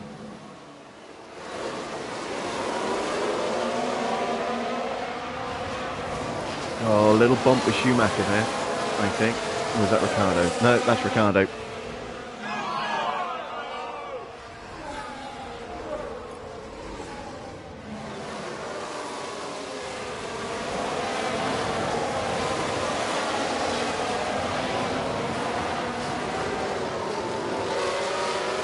Bit of a lunge from Stroll there. He's going to get the move done. That's not ideal. Right, now we're going to drop George's tyre pace down. Oh, collision in front. The Red Bulls have hit each other. Just reduce your speed. Copy. And there's been quite a crash.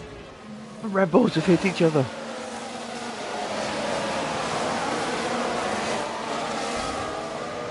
Oh, Perez just turned in on Max there. Max is going to drop to the back of the grid. Perez is going to get a penalty for that, surely. And not much that the team can do about that one. And that could be damage to both cars. Yeah, Perez has a penalty.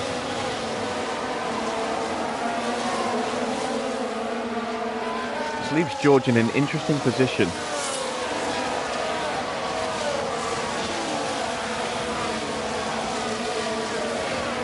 because he is in fourth place, right behind Perez. Perez is not boxing yet, so if there is any damage to that Red Bull, it's not significant enough to force him in. Let's have a look at his front wing. Looks like he's missing a little bit of his left front wing end plate.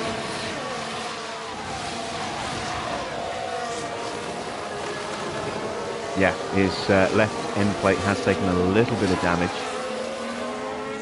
Let's have a quick look at Max's car. Front wing looks okay. No idea if he has got damage to side pods or chassis or anything like that. Let's have a look at the tyres. 89%, so he's taken some tyre damage, and so is Perez. They've both taken some damage to their tyres. That's made their strategies a little less effective.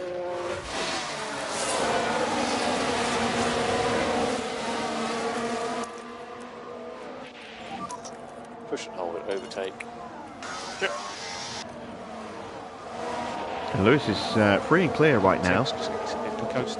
4.5 seconds clear of Stroll, thanks to that little delay from the Red Bulls. Use the overtake.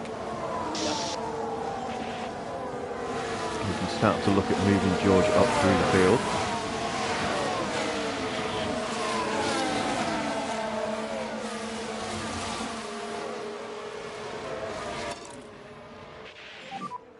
Happy to start reducing that management. Copy. DRS has been enabled. What was the sprint results? Russell won the sprints with Hamilton second, ahead of Perez and then Verstappen. But Russell had a free-place penalty for a collision with Sainz in qualifying, which is what dropped him down to fourth.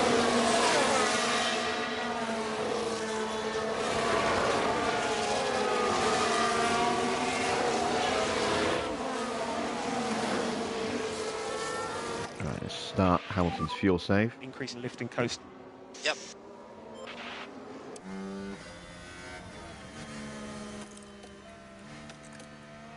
Put Russell into high confidence overtaking. Copy.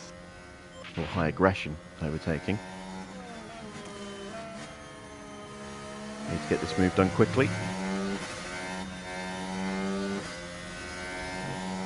A little hesitation there as Perez looked like he was going to chop in front of us.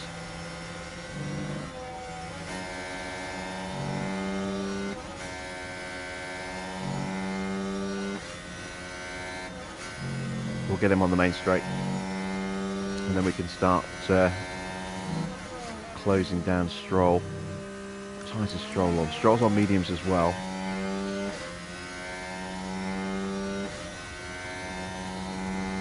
There we go. And if we look at tyre wear, you can see the difference between our tyres and Stroll's.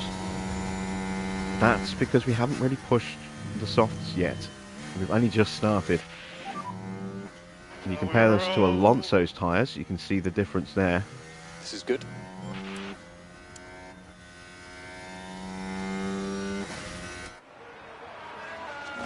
Keep pushing just to get away from Perez.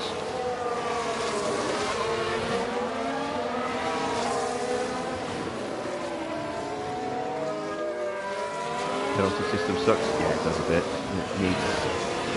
It needs to be improved.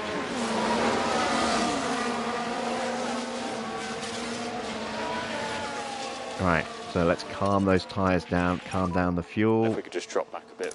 Going to top up. Oh, I'm well aware of tyre wear on this circuit, trust me.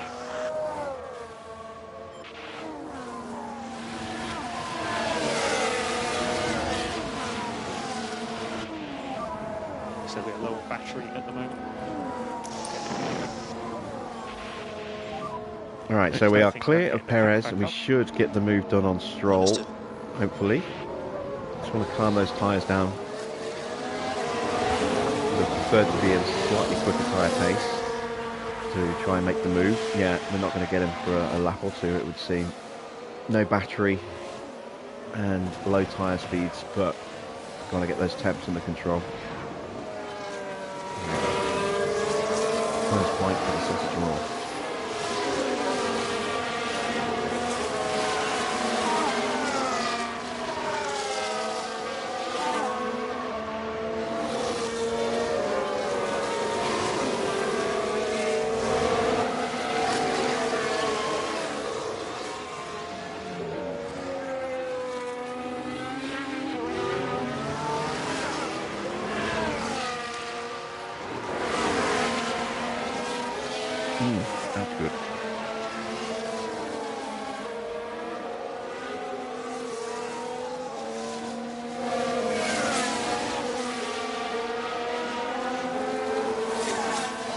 dirty air effect isn't great.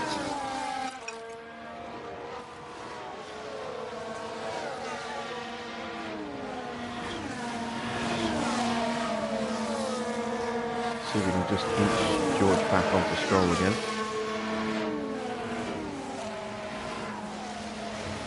Ocon is closing in on Perez.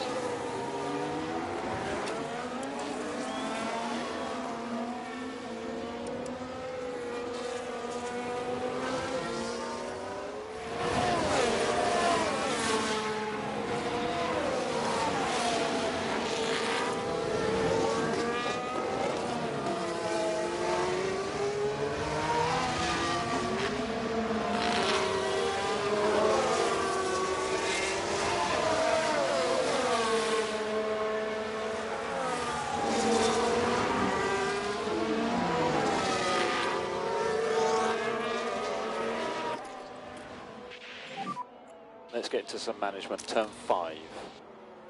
Yeah, copy, all good. We need to get George ahead of Lance as quickly as possible.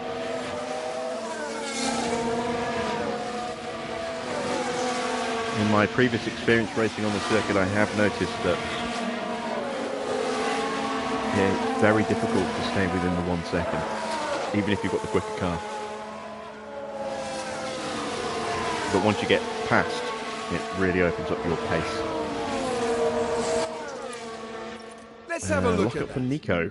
Here we are So, down at turn 7. That's his first off of the weekend. And there goes the steering. They were just unable to do much about it.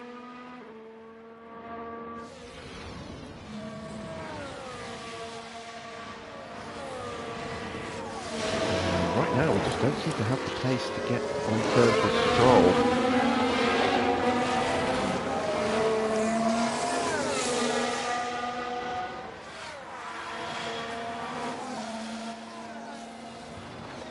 Yeah.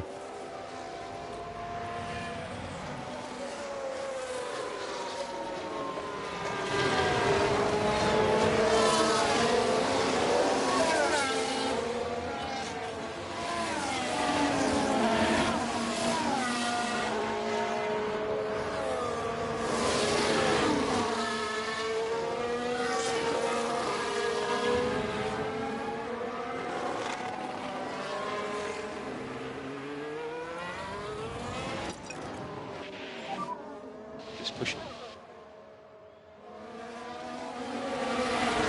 But, back to what I was saying about pace before Nico interrupted me with a spin or a run wide. I think if we can get George in front of Lance, we'll naturally see his pace start to pick up.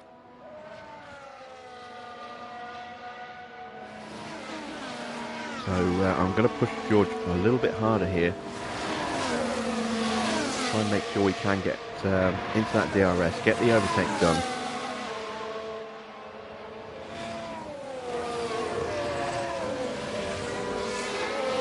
And we're going to have to kind of edit Russell's strategy a little bit. So at the moment, it is looking like it's going to be a comfortable win for Lewis, but there's still a long way to go in this race, and the safety car is going to shake things up dramatically.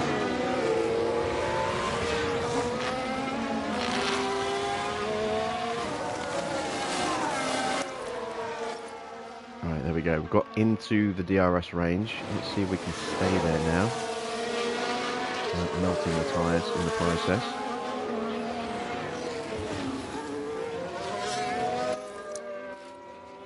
Try and save some battery now as well for the end of the lap.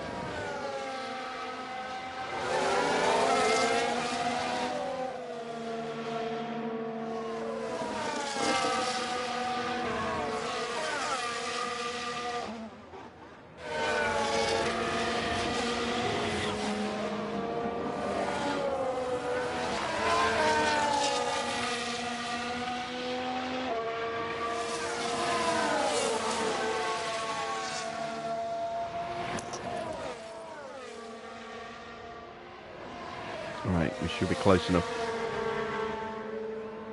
to have a lunge into turn 1.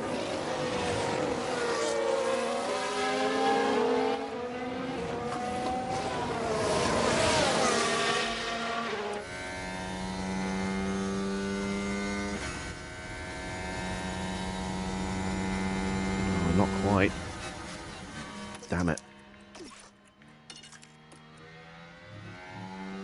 Let's calm things down.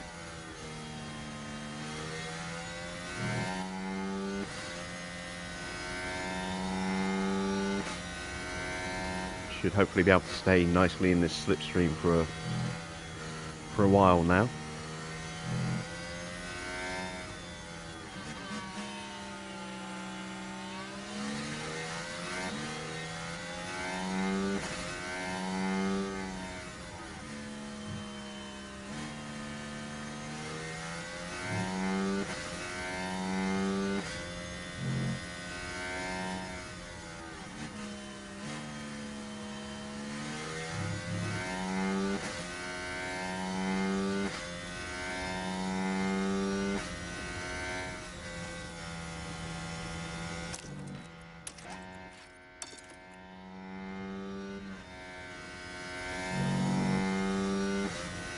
Alright, we're a little bit close to this lap, I think.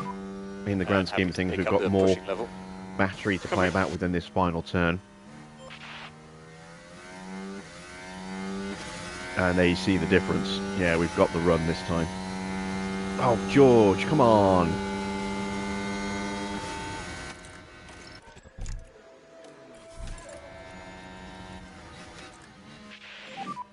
Just cool down. Copy.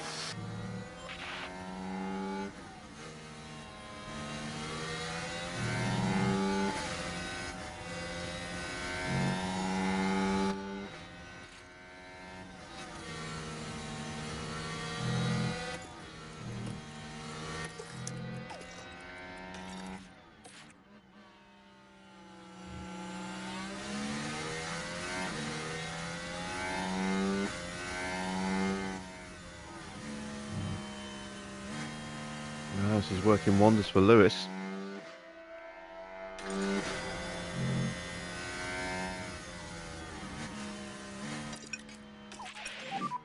So happy to push now. Copy.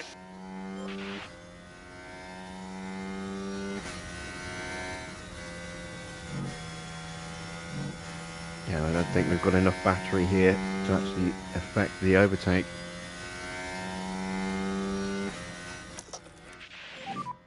Push and hold it, overtake. Copy. Maybe we have, but it all depends on whether George decides to actually commit to the overtake or not.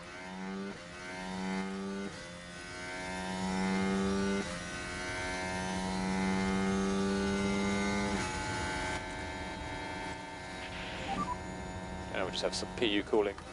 Again, he's just like, nope, don't want to go. Alright, fine. Just sit here, lose time. Let's just manage these tyres.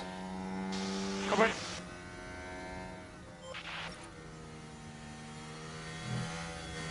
don't understand why he's not going for the overtake.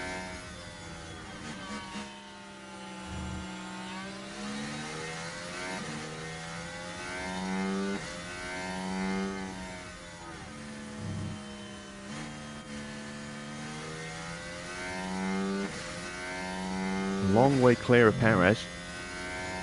So the Red Bulls have kind of screwed themselves out of this race. Verstappen's back up to 14th, Leclerc's down in 16th.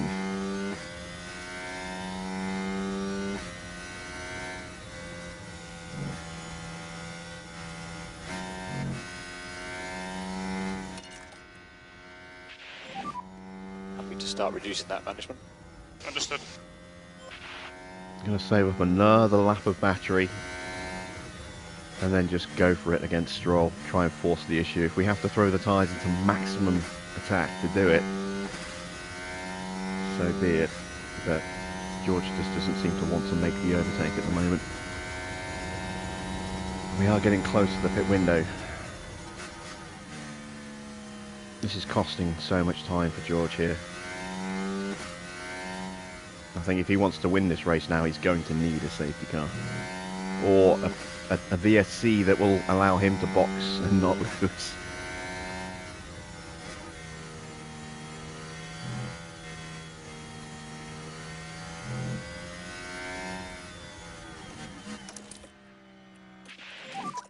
Charge the pack. Copy.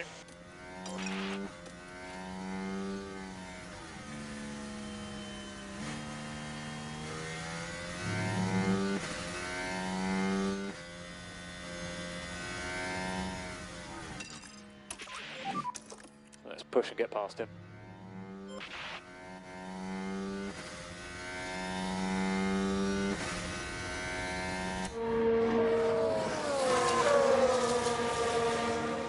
Come on. Don't disappoint me. You're going to be the lead driver next season. It's time to start acting like it. You were imperious in the sprint. What's changed?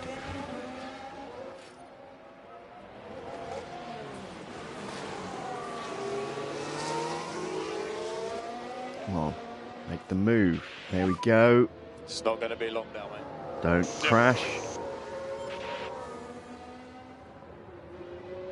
Finally. Whew. Okay, right. Good job. Just reduce your speed. Copy.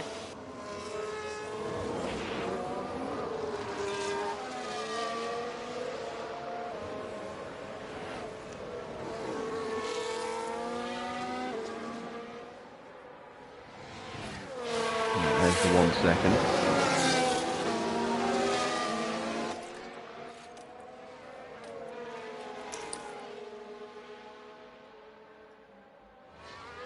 It's amazing how much quicker you can go when you haven't got another car in front of you.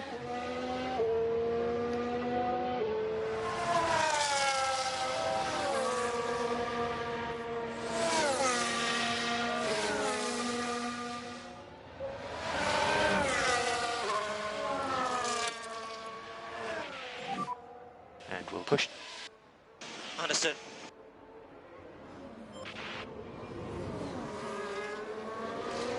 So, 6 seconds is the gap between the two drivers. But George has got considerably more fuel saving to do because it took him so long to get past Lance. It's very much advantage Lewis at the moment.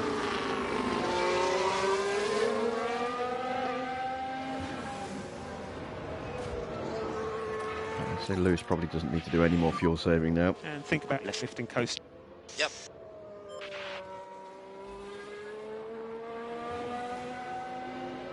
Still got 43.5 laps to go. I think it's safe to say he's going to save just under a kilo of fuel in that time. I'm going to box George first because his tyres are in much worse shape. So we're going to box George at the end of next lap.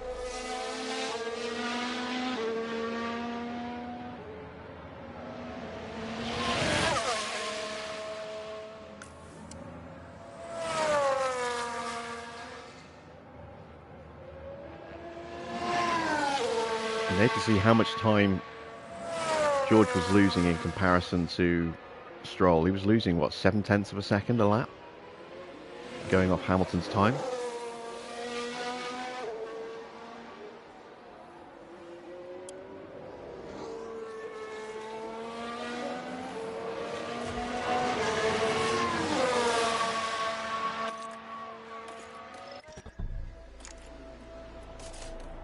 There we go. Pit stop booked in. Box, box. Yeah, stop. Lewis confirmed for the lap afterwards. So box, So let's box. take a look a little bit further down the order. So this lap. So Ocon is coming through the field nicely. He's closing in on Perez. He's bringing his teammate along for the ride, and Alonso's not too far behind. Sainz is down in 8th place now. Leclerc still down in 15th. Max has got himself up to 13th. He's just overtaken Magnussen. Norris is up next. And the Williams have got both their cars in the points again.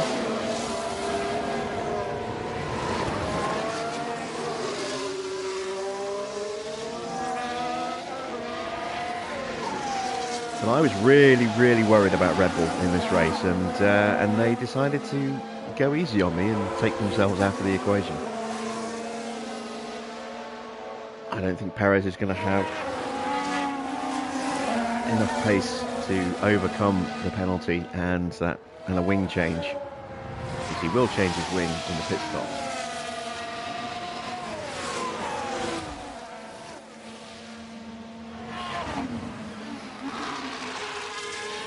Might still be good for the podium, but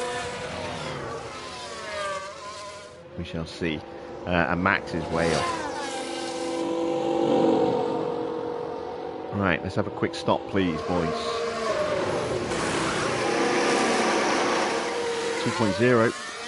Still waiting for that 1.9 second stop. Maybe we'll see one in this weekend. Going to come out behind sight. Oh, got a yellow flag. Instant at turn 1. Debris apex turn 1. Is that the Alpines?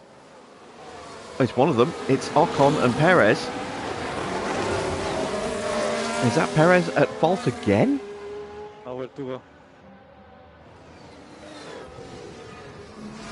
for the crew watching on in the game. I think that's another penalty for Perez. It is.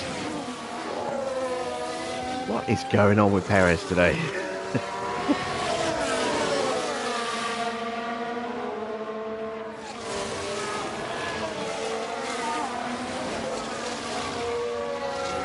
Well, yeah, that's him completely screwed now.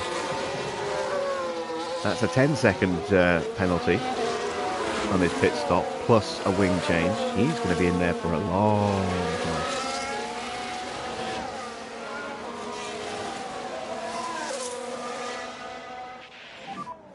Right, Hamilton's into the box. Yeah, if that.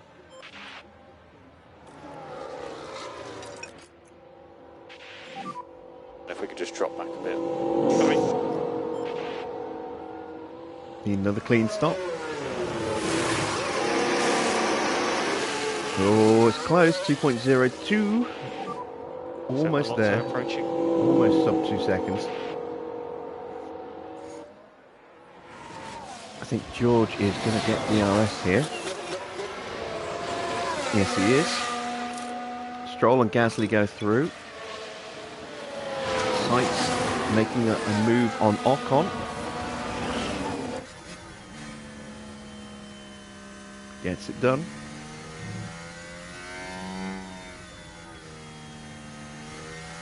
Hamilton is on the back of Alonso.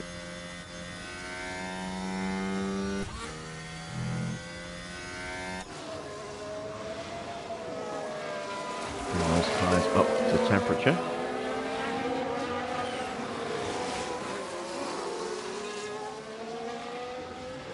And Ocon's got some damage. Yeah, he's missing, I think, his entire left front wing end plate. Maybe not. I can't actually tell from the angle. I'm sure there's damage somewhere. Maybe it's just... His front right looks okay. No, maybe he hasn't got wing damage. It just looked like for a second he did. George is going to get him on this lap. So the stops are starting to happen now. Alonso boxes. That clears him out of the way of Lewis. Yeah, we just need to make sure that we don't fall off a cliff on that tyre. But Ocon's dropped off the back of Sainz by 2 seconds. He must have some damage from that collision. As George sweeps on through. That gets his confidence boosted. Now we can go after Carlos.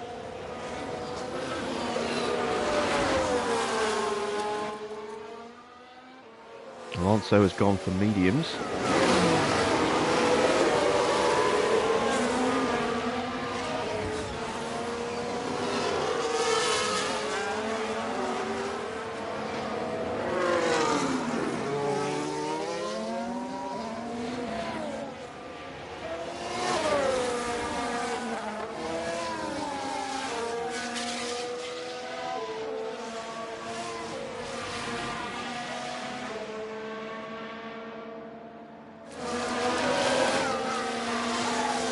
So Stroll's doing a 130 at the moment.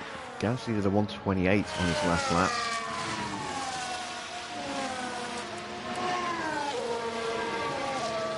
So I think Gasly's on a bit of a push at the moment.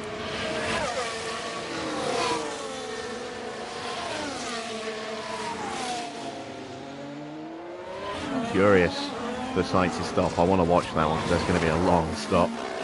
We'll see where he comes out. He's going to be near the back of the grid.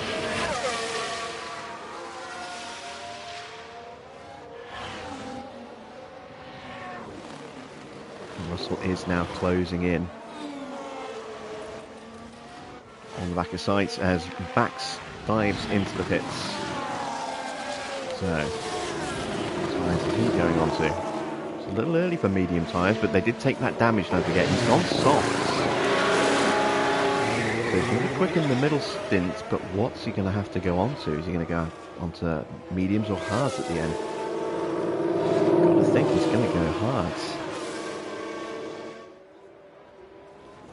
Unless he really protects those tyres. Oh, and he's out behind Schumacher and Hülkenberg, so that's going to hold him up even more. Sainz is now on the back of Checo, who I think might box this lap. Tyres now down to 37%.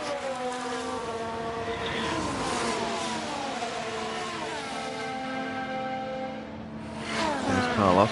Russell just in the background. He's got the gap down to 1.3 seconds.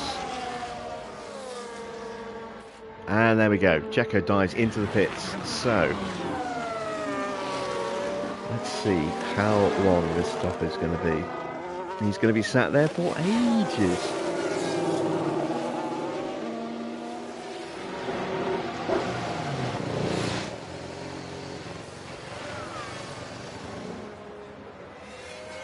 Soft tyres for Checo as well.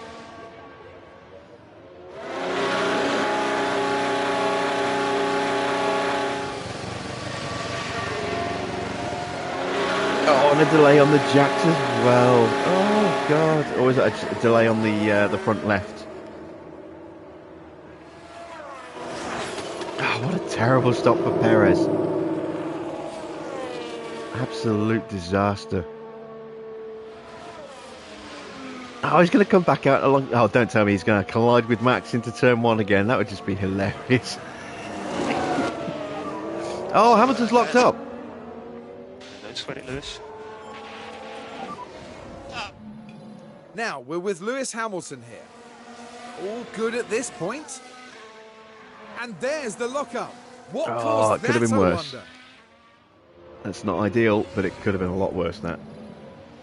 Right, that has hurt his tyres by... What? See, he stopped after George. That's probably hurt him by about 4 or 5% on his tyres. Has brought George closer. He's now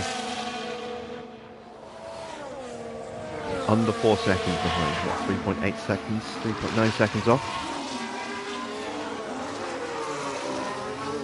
And that will hurt Lewis's confidence as well. So Lewis will be slower.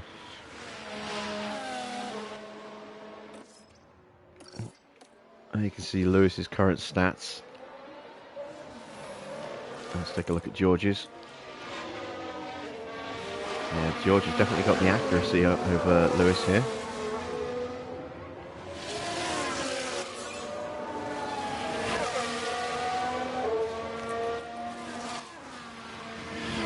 The Red Bulls are scrapping.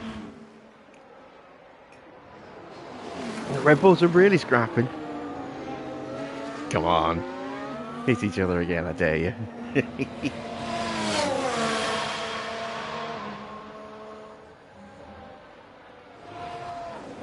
Will Perez turn in on his teammate like he did last time in turn one? No. But they are still very close to each other. Anything could happen. Right, let's go back to George, who's got to be just about ready to overtake Sainz. We're going to just help him along a little bit there. Lewis has got his battery fully charged.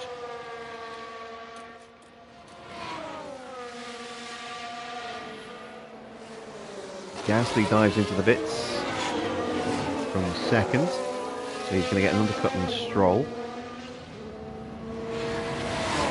Stroll's going to go for the one stop.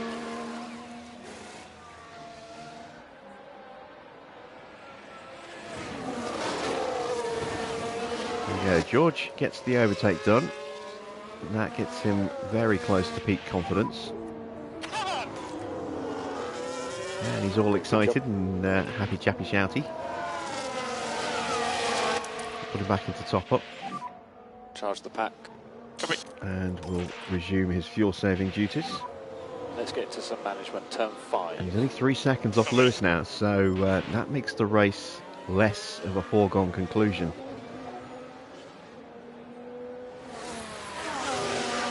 What did Lewis do on his last lap? A 1:29.0 and 1:28.4 for George, but that's not really representative.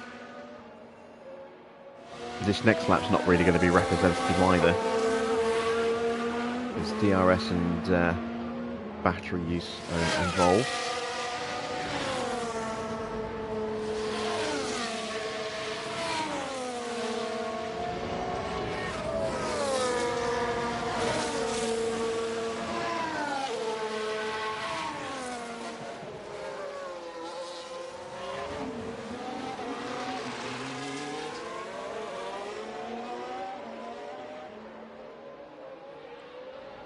And now Ocon boxes.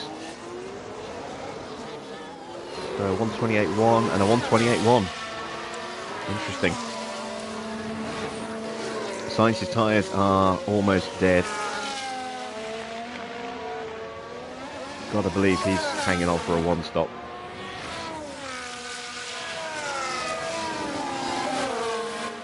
Let's see, what has Ocon gone? Ocon's gone hard, gone from mediums to softs as well.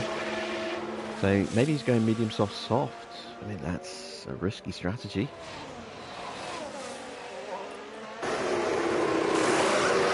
Norris is going for soft. Everyone's going for softs. I'm surprised by this. Oh, and Norris gets held. More soft tyres going on.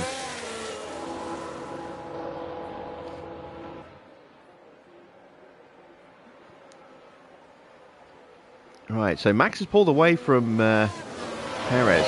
You can see there, there is Perez still stuck behind Schumacher. Max has burnt his tyres hard, but he has got him clear of both of the AlphaTauris and his teammate.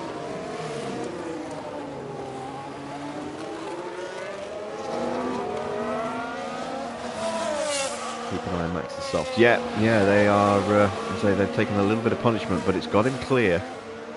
And we should see him start to move up through the field again now. Russell is now just 2.6 seconds off of Lewis. He is closing. There you see he's half a second quicker on that last lap.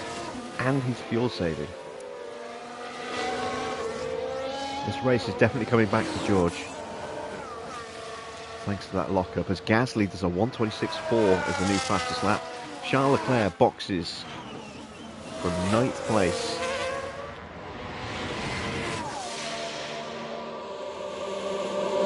Got to be thinking one stop here. No, he's going soft as well. I'm amazed by this. I really am. Honestly thought we would see some of these teams going on to one stops. I mean, it's still possible for Stroll to do that. Sainz hasn't boxed yet. His tyres are going to be below 30% now. Yeah, 28%. So Sainz rolling the dice on tyre wear again, like he did in the sprint. It worked from there. Will it work through here? Or is he going to suffer a puncture? Stroll also taking a bit of a gamble.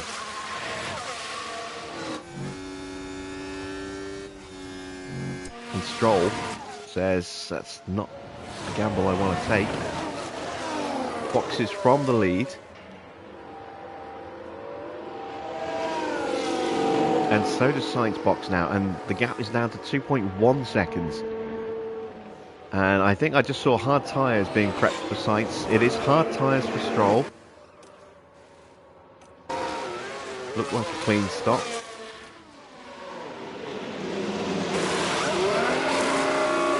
And a clean stop for Sainz. So we've got 2 one-stoppers. What does Zhou do? Is he going for the one-stop as well?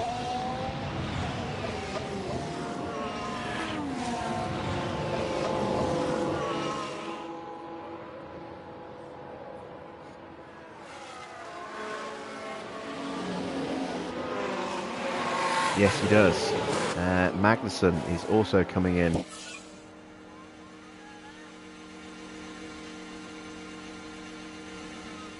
And that is for hard tyres. So we are seeing a few one-stoppers. Oh, it's a bad stop. Look at the front right. Front right. It's not going on properly. Bad stop for Kevin. The Haas garage are set to go.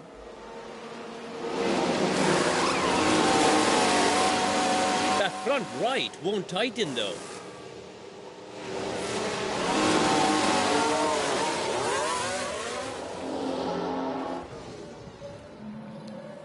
So Haas not picking up any points in the competition for the fastest pit stop. As Hulkenberg gets past his teammate, man, Haas has got to be a team that we consider. Look how far off the pace they are. Right, gap is stabilising. Lewis's confidence is recovering.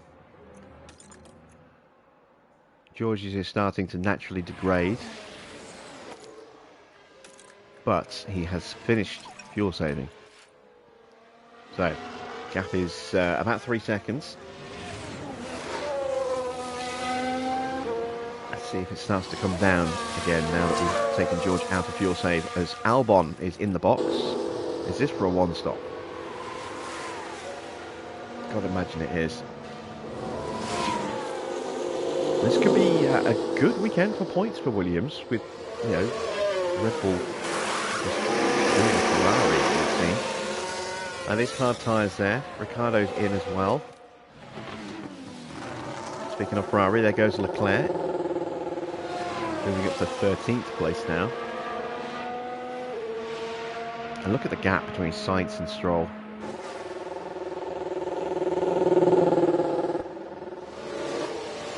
More hard tyres. So yeah, another one stop. Alright, have we got any close fights going on at the moment? Max is closing on Yuki.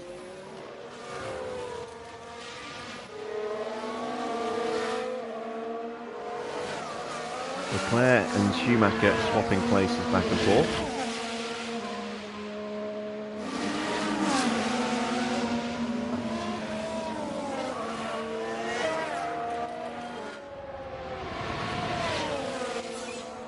As Gasly sets a new fastest lap at 125.2. That is very quick compared to us. I'm going to push for fastest lap until we get to the final set of tyres. I don't think there's any point pushing now because cars will just get quicker over the race distance.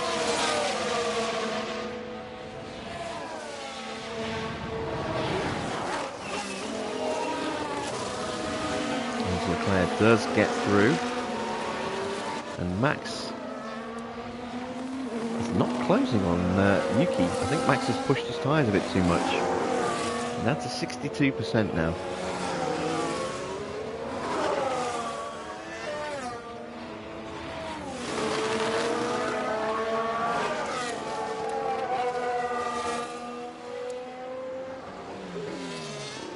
Ocon and Sainz starting to square up against each other. Sainz on those hards is going to be a little bit slower, but is going to be able to go all the way to the end. Ocon on those softs is going to be very quick for a little while, and then his pace is going to start to drop off quite significantly. This is a chance for Ocon to score some big points as well, with the Alpines out of the way, and Aston Martin taking advantage of this situation too. You can see they're currently running 4th and 5th, Gasly in 3rd.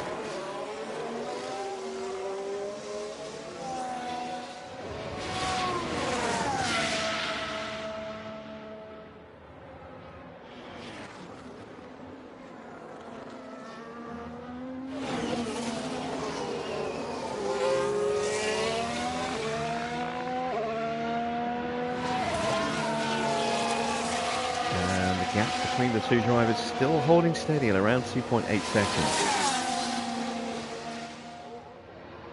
Neither driver has the edge right now. Let's make sure that we keep them in medium overtake if they get too close to each other. I don't want them doing what Red Bull did.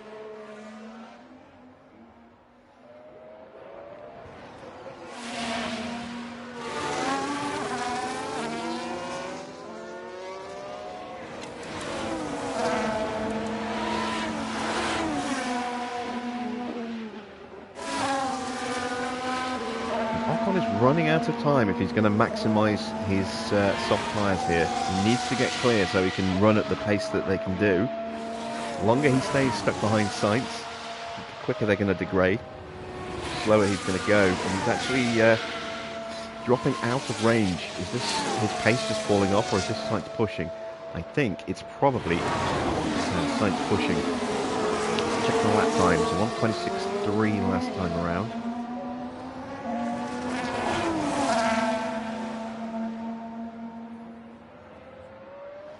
1:27.0, 1:27.9. So yeah, both drivers have been pushing, but Sainz carrying on his push a little bit longer. And I think that might be Ocon's opportunity to get in front of Sainz gone. Because once he's recharged, I don't think he's going to have the tyres to actually make the move. Right.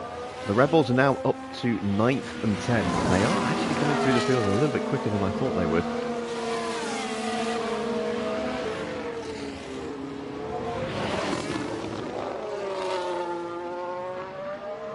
Max starting to haul in Yuki. Again.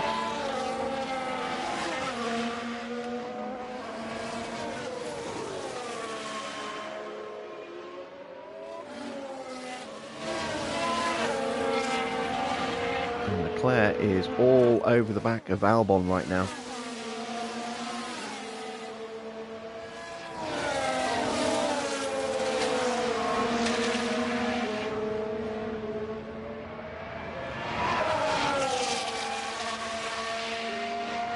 Should be a comfortable overtake on the main straight if he can't get him before then. He might even get him before then. It's close enough to have a look at lunging into the final turn here.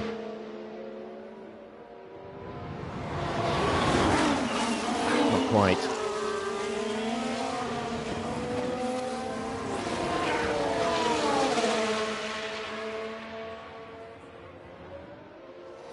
Oh, and he's not getting the move done as Max does get past Tsunoda. Went around the outside at turn 1. Hasn't completed the move yet. Now he does. Now he closes the door on Tsunoda. So Max up to 8th place. Tyres at 51%. He's got another 5 laps maybe on those tyres before he has to box again.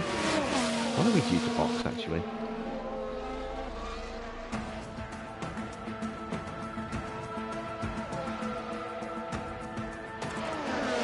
That's 7 laps. I think the tyres should be okay, but I might have to ease Lewis's pace off a touch. As we get closer to the window. There certainly won't be any pushing to the window this time around.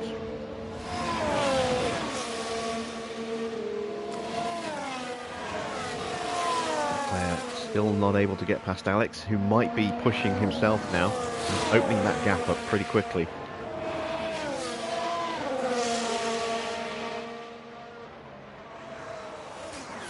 Oh, did Charles manage to get the DRS? It's going to be really close. He might not have made it. He didn't. He just dropped out.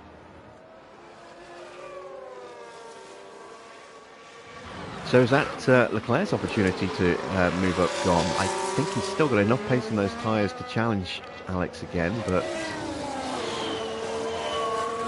it'll be tougher. Russell bringing that gap slowly down. It's down to 2.6 seconds. There's Lewis. We've got a back marker in front as well. That is Ricciardo.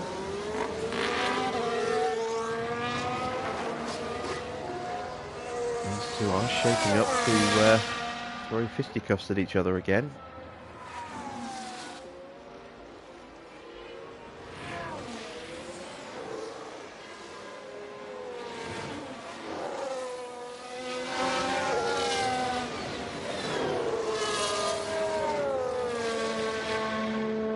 You still with us, Farah, or have you bailed?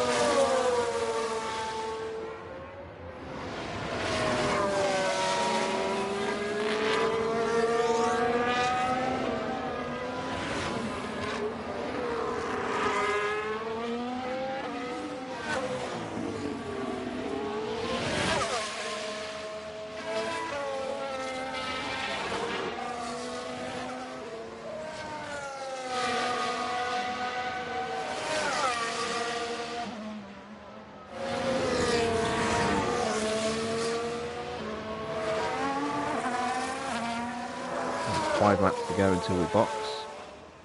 We're going to box Lewis first this time, because his tyres need it.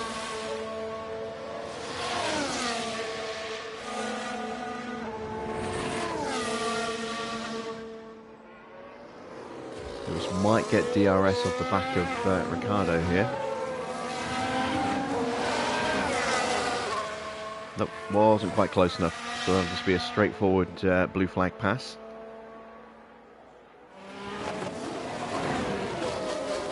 Oh, and Gasly is coming at us pretty hard here. Just spotted him in the background. He's lapping at the same pace as us. Only 4.5 seconds, less than 4.5 seconds to Russell.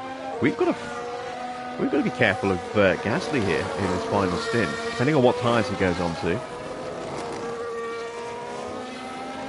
Could make things very interesting.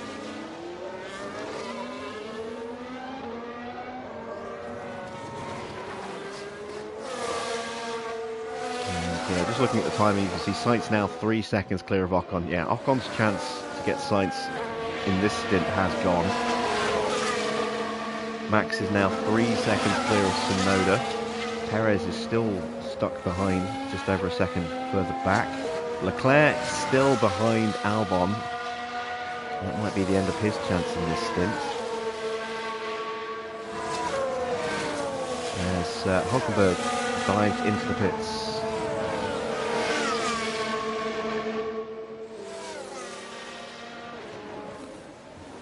And Lewis still has not passed Ricciardo.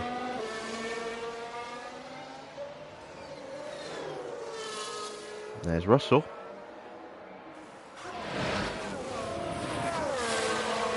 And there's Gasly, and he's now inside 4 seconds to the back of George.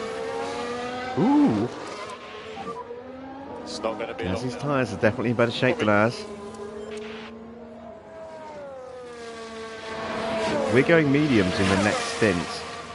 If Gasly can somehow stretch those tyres and then go on to softs, we could be in trouble.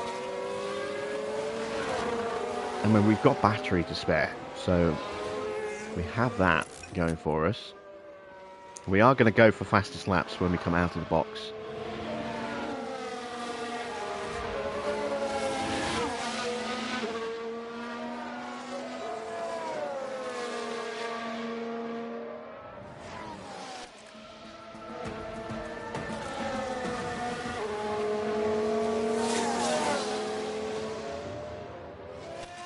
There's the track temperature right now. It's 40 degrees.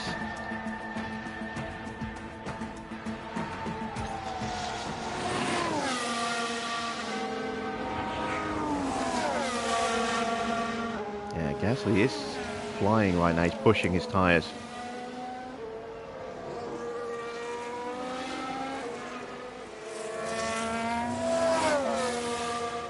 This is going to be a low 127 at least, I think, for Gasly. Yeah, 127.3. Gasly's pushing the last of those tyres there. Right. We're going to box Lewis this lap, and we'll box George next lap.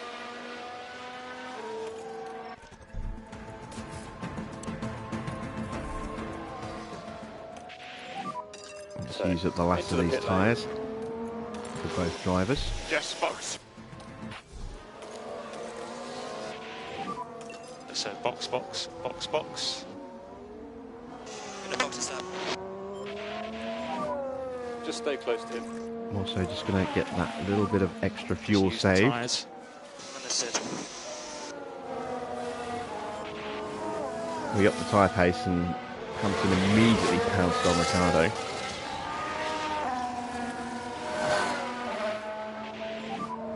And we're just going to need to introduce a little bit of lift and coast.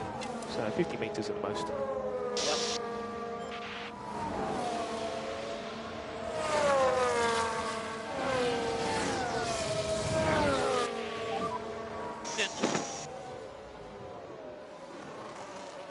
Okay, copy.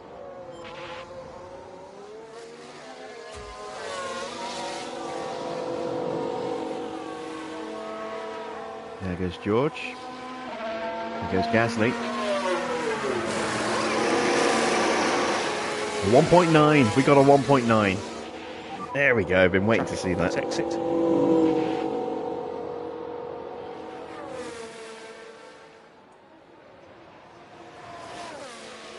We're behind Alonso. Can we get out in front of Stroll? Just. Ooh, that was important. That was very important. Right, let's bring those tyres up to temps carefully. Make sure to keep these tyres in good nick. Yep.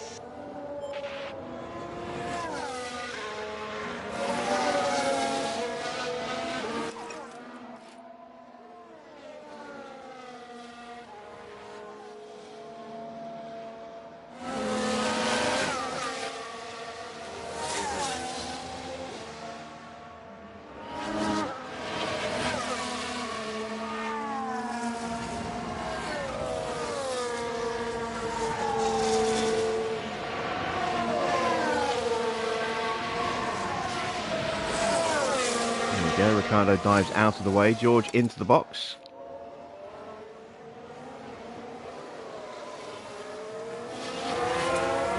The Bulls are pitted. I missed that. I was too busy paying attention to our drivers. So Max down to 11th. Perez in 14th. I'll do the tyre check in a second. 1.9. It's another quick stop.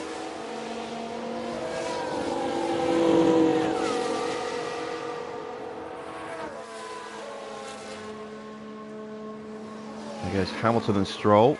Will be out comfortably in front of Sainz.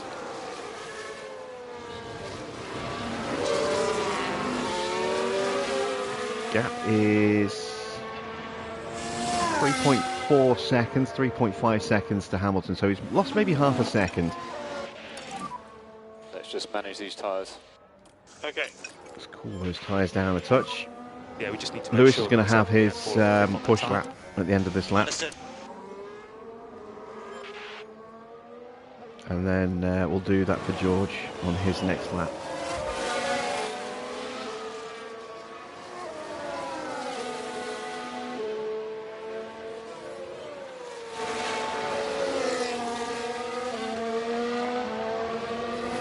Right, so what did the Red Bulls do?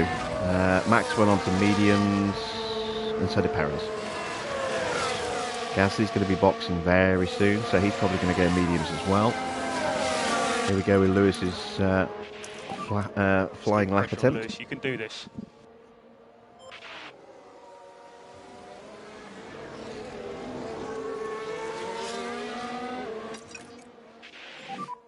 Just reduce your speed.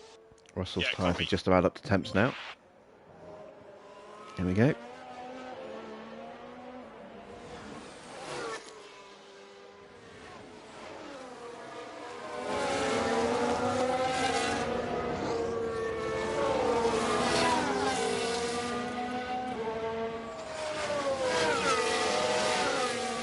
Sonoda boxes.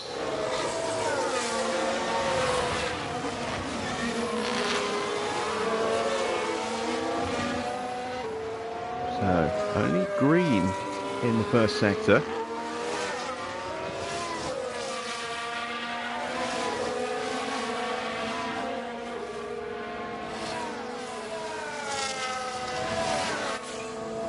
Perez sets a new fastest lap, a 1:25.001. So we need something special to beat that, and we might possibly get held up by Alonso here. Purple in the middle sector, that's a good start. Gasly is into the box.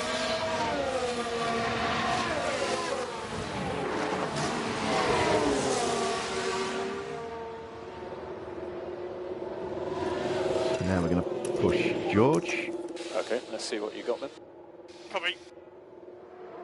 And he is going softs. Ooh. Oh, he's got a bad stop. Oh, Gasly. Fastest man on track. Lewis sets a new fastest lap, a 1:24.7.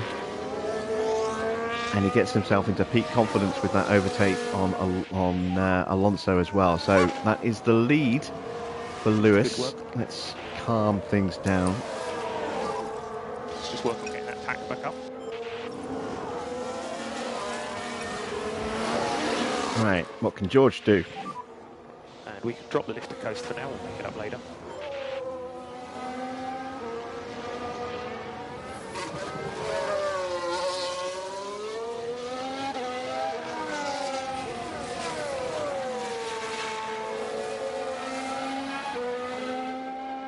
Right, personal best for George in the first sector.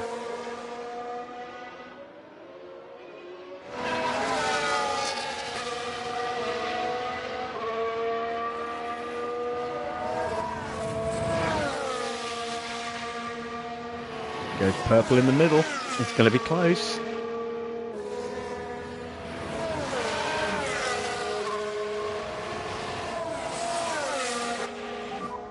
So the stops are starting to... As Alonso dives into the pits. That's one less car for George to worry about. He's going to get a slipstream and DRS here.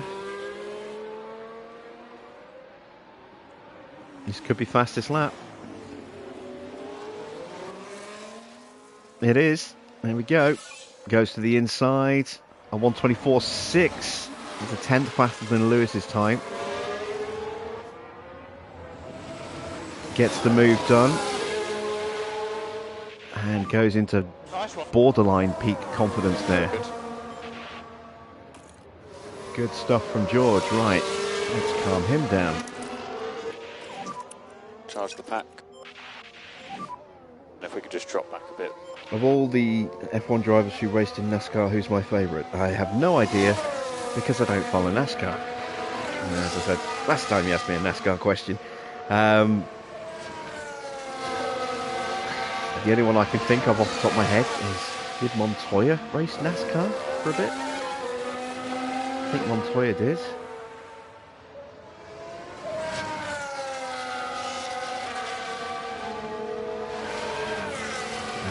Farah says Kimi raced in NASCAR. I didn't realise he did NASCAR. I know he did rally.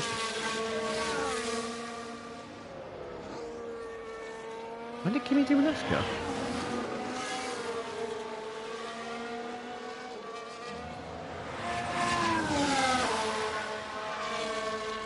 Alright, 3.4 seconds the gap across the line. It's game on between the two drivers. And we have a yellow flag. Who is that for? As Lewis gets some traffic in turn one. Sainz is locked up. Let's take a look at the replay. Oh, is he in NASCAR now, is he? Ah, I was going to say, I didn't remember him doing it. And the car fails to respond. And they ended up their own passenger.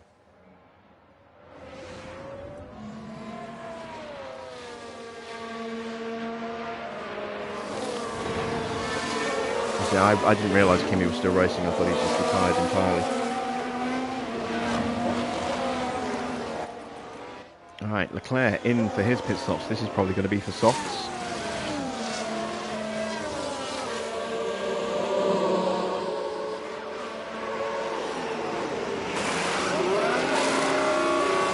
It's a good stop.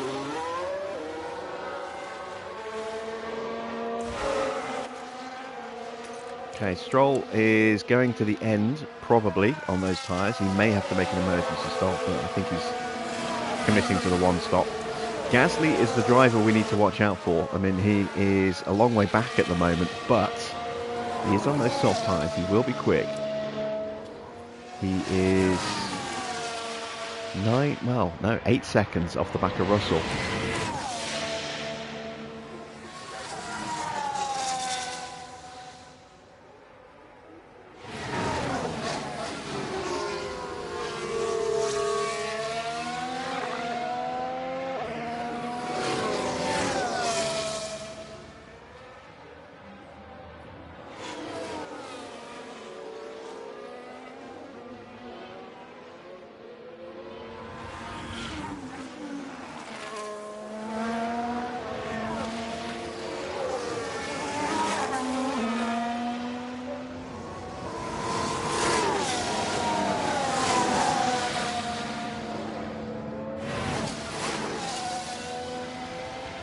So 4 seconds. Oh, it's gone up. Is George stuck in traffic? Yes, he got held up by Bottas. Is that Bottas? I think it is. Yeah, I think that's Ricciardo in front of him. Norris diving into the pits. I never actually did look. Did Leclerc go softs? Yes, he did. Got distracted by the chat.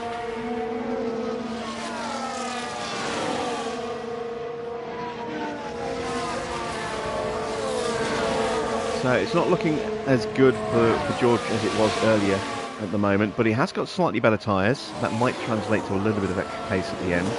As always, we are not going to get involved. We're going to leave them to their own devices. But Hamilton has already locked up once. He may do it again. And, oh, wow, Gasly is on a charge. He's got the gap down to 3 seconds. In fact, you just see him at the top of the screen there. We are going to have to watch out for Pierre. He is fighting through.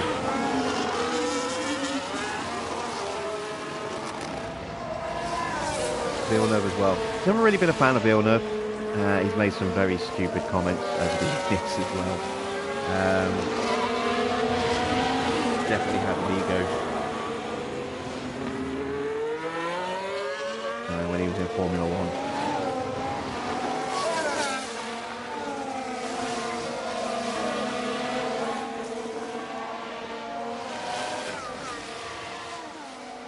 I don't think he was a great world champion.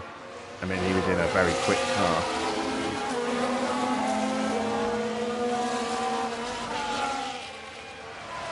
But it wasn't as if he was up against a really experienced teammate. He was against Frentzen. Did I rate his dad? Oh, his dad was a legend. His dad could do some incredible things in that Ferrari.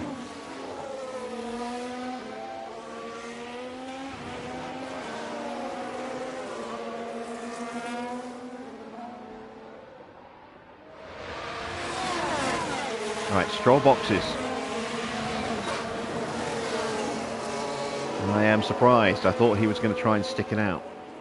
Does that mean Sainz is going to box? He's currently in 5th, but he's under pressure from Alonso, and the pit stop's going to drop him behind the Red Bulls. Soft tyres for Stroll.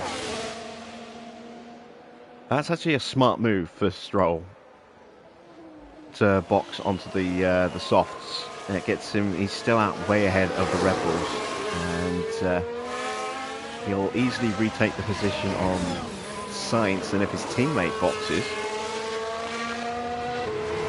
actually no, his teammate Sainz has boxed, has he? No, Sainz still yet to box. So Sainz boxes, he's going to get that position back. Alonso might have to box again. On medium. No, Alonso has boxed. Okay, so he might get his teammate. They've given up position to Gasly, but they will be able to hold off everybody else.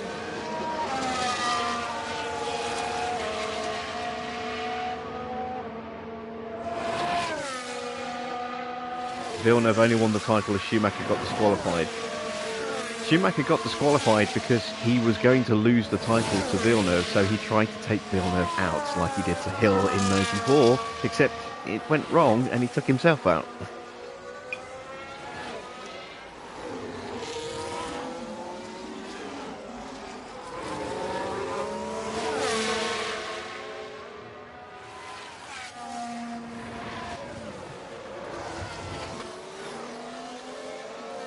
Alright.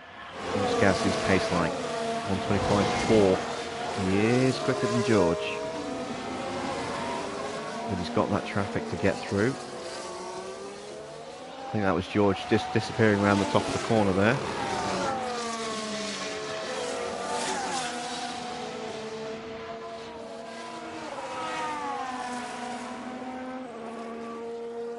Fastest lap might not be safe now, with a few cars going onto those new softs.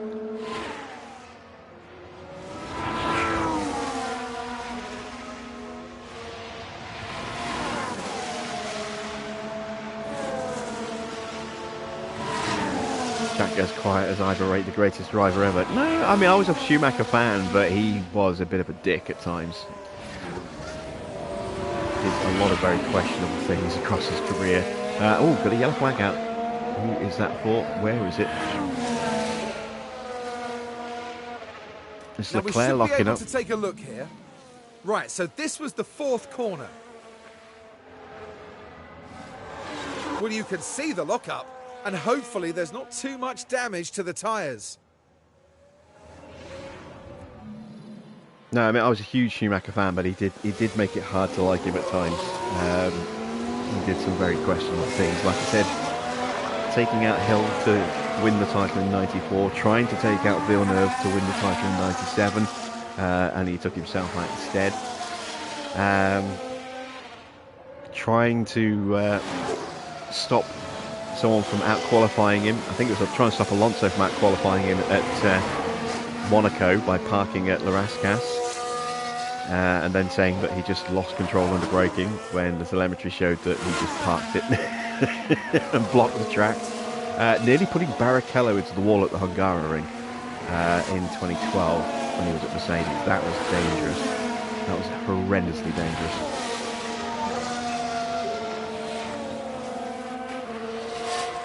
And they're just the four incidents that really immediately spring to mind. There were other incidents where he was quite aggressive and he was a ruthless driver.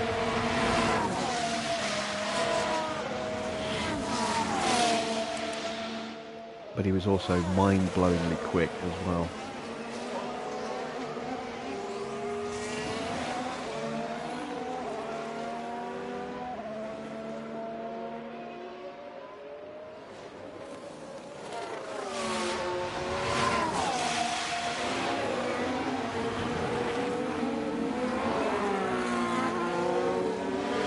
Turn that Ferrari team into a machine.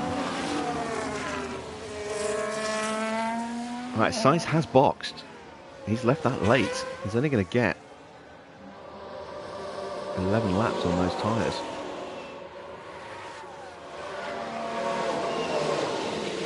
Oh yeah, Silverstone where he won the race in the pit lane. Yeah. Broke his leg at Silverstone as well. Different race, obviously.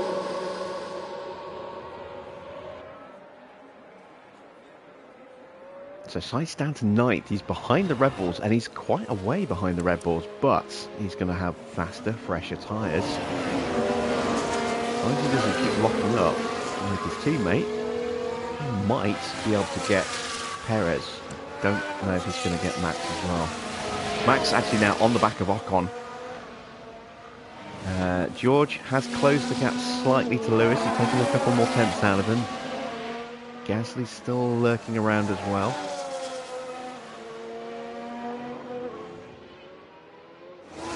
And that's 10 laps to go.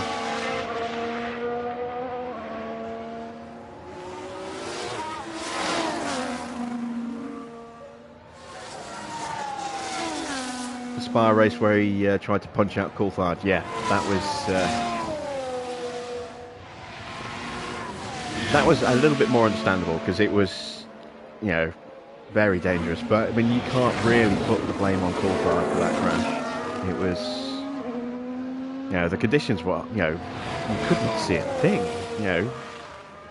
So you can't really blame either driver for that. But you know, Schumacher, you know, was rightly angry because it was such a dangerous collision. I mean, that could have been seriously bad. You know, both drivers walked away from that pretty much without a scratch. But that could have been horrific.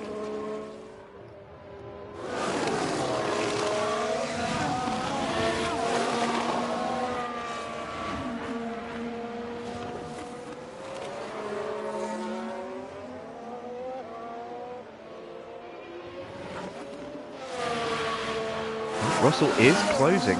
He's got the gap down to 4 seconds. Lewis has got a little bit of traffic up front in the form of Norris and Schumacher, who are fighting. I think. Is there a Haas in there as well? No, it's just those two.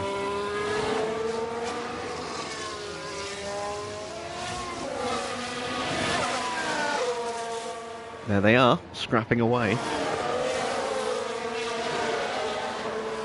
Wouldn't race today in that weather. No, absolutely not. I mean, the wet tyres today are just, they're pointless. Because if it gets to the point where the wets become the tyre that needs to be used, they usually just, you know, safety car or throw a red flag and wait for the rain to drain away. The wet weather tyres are the most pointless tyres in the history of Formula One right now.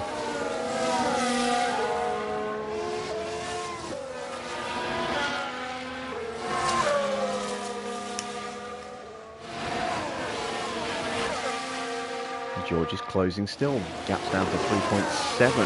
Gasly seems to have slowed off a little bit. His pace is now about on par with the two Mercedes cars. Stroll is flying at the back of his teammate as Lewis gets past Norris. Russell's got the gap down to 3.5 seconds. There he is. Gasly just in the top of the screen there, 5 seconds further back. I think that's going to be our podium. Alonso's too far behind and Stroll hasn't got past him, so he's not going to have the chance to hunt down Gasly. Verstappen's still stuck behind Ocon as Lewis gets past Schumacher. So, George up next. There's George. What's the best innovation that got banned in F1? Active suspension. Easily. That was just incredible.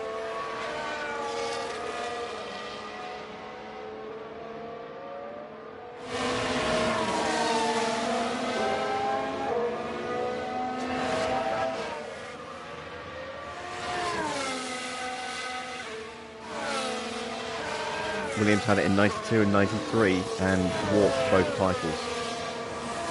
And then it got banned for 94. And has never been seen since.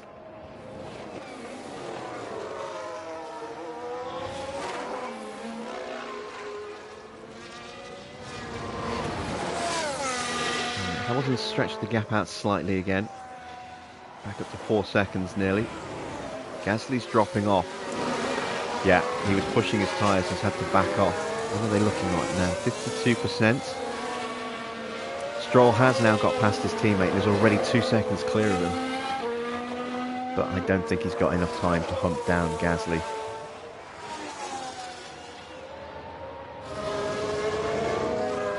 I don't remember those races, you were 3. Yeah, I was a little bit older than 3. But there's videos on YouTube. Driver 61 did a really good breakdown of the active suspension. Might be worth having a look for that later.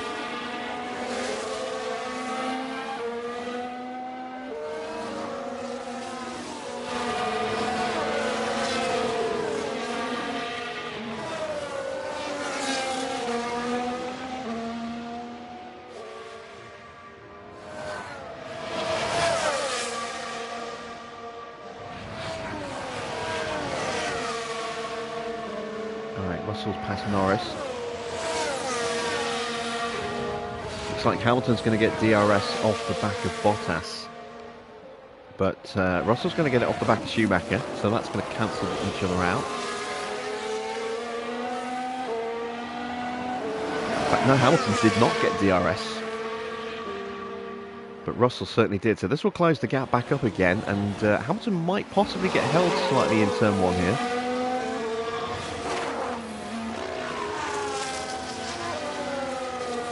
As close as I thought.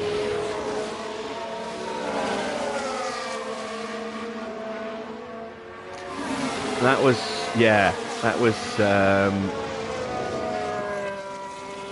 wasn't so much something on the cars as something that the teams figured out and would communicate with beeps to drivers on their radios. Because the start lights had a pre-programmed sequence. So it basically allowed cars to pretty much go as soon as the light was changing. They were gone. Yeah, that was a cheat. That wasn't an innovation as such. That was just an outright cheat. So yeah, they got caught doing that. It's quite funny because when the FIA realised what was going on, they actually changed the sequence. And immediately in the next race, they didn't tell anybody they were going to do it. And in the next race, you saw multiple cars jump the start and get penalised for jump starting. It was a great way to figure out who was doing it. Only 5 laps. Right, 5 laps, 3.2 seconds is the gap. Gasly is dropping away, so it's going to come down to Russell versus Hamilton. Has George got enough in him to hunt down Lewis? He's got slightly better tyres. His battery is about fully charged. He's not going to need the rest of it, so we'll put him in neutral to balance that out. Do the same for Lewis. Farah's bailing to try and increase George's chance of winning.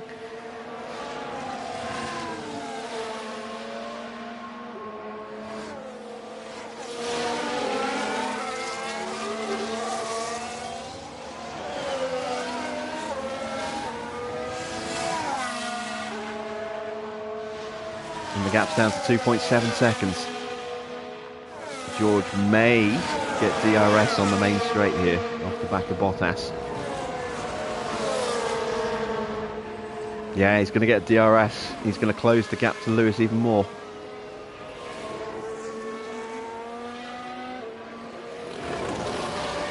Bottas peels out the way, the rear wing opens, and George is on a push.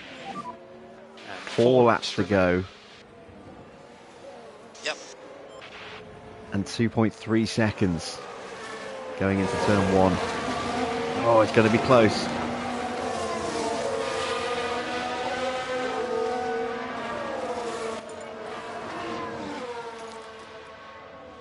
They're both at pretty much the same level of confidence.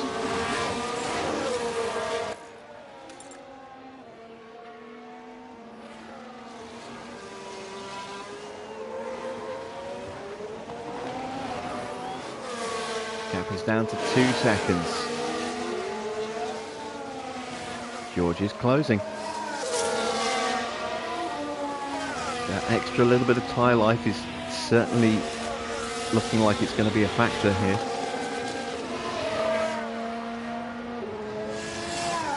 If he can get in DRS, I think George might well win this.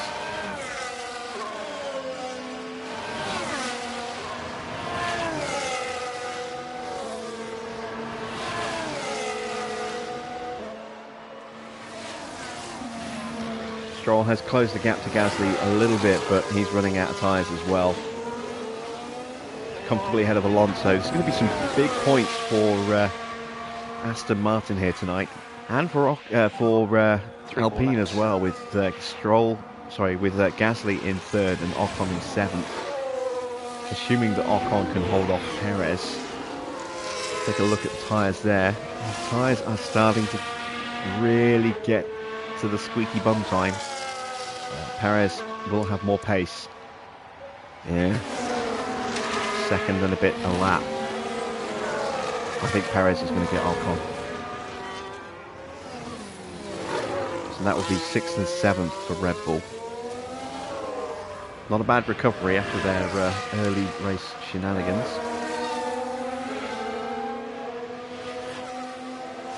And Russell seems to have hit a bit of a brick wall. Can't seem to get any closer. There's no more traffic in front. It is a straight fight to the end of the race.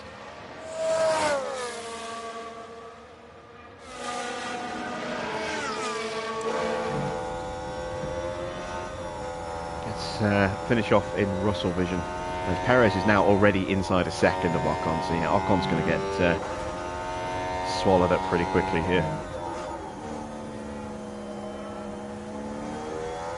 We saw just how much Sainz's pace dropped off in the sprint when his tyres hit 30%. He was, in the end, 4 seconds slower. 2 laps remaining.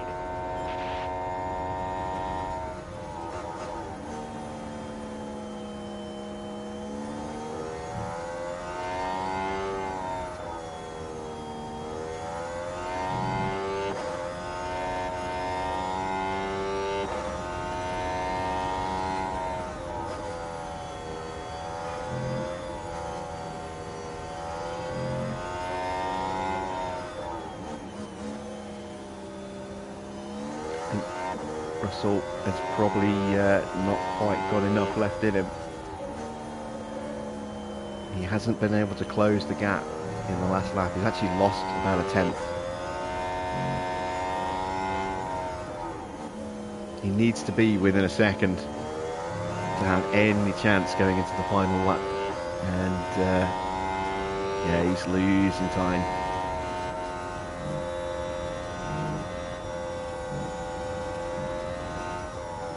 Looks like Hamilton is going to hang on for the win, but Russell will still have the lead of the championship, and he'll actually have a points lead rather than winning on number of wins.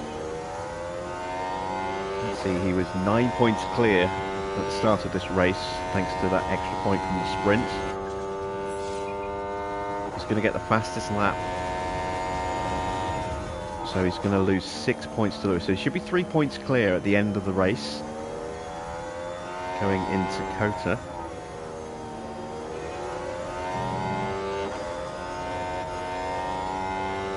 Yeah, and Lewis is just stretching that gap back out again. Look,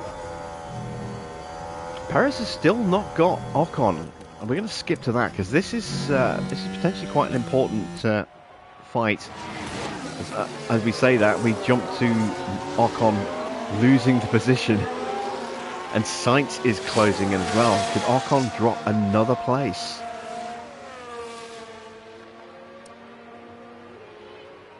Sainz is going faster, but is he going fast enough? Ocon's pace is going to drop significantly on this lap. He's at 24% on his tyres. Sainz should gobble him up. Look at that, 56% softs. Ocon is already a second behind Perez in just the space of 2 corners.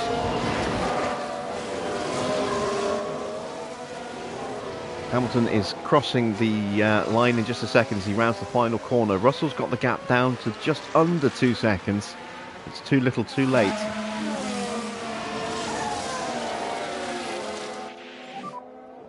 Get in there!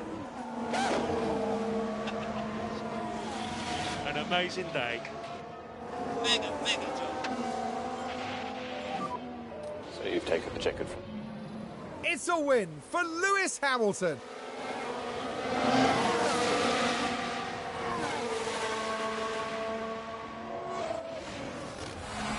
They can be really proud of what they've achieved today. A result like that doesn't just fall into your lap. There we go. Good weekend for us. George wins the sprint. Lewis wins the race. Sainz all over the back of Ocon here. Is Sainz going to dive bomb him into the final turn?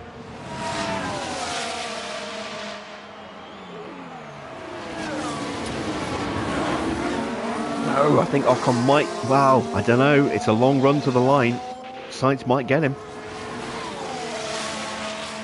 It's going to be close.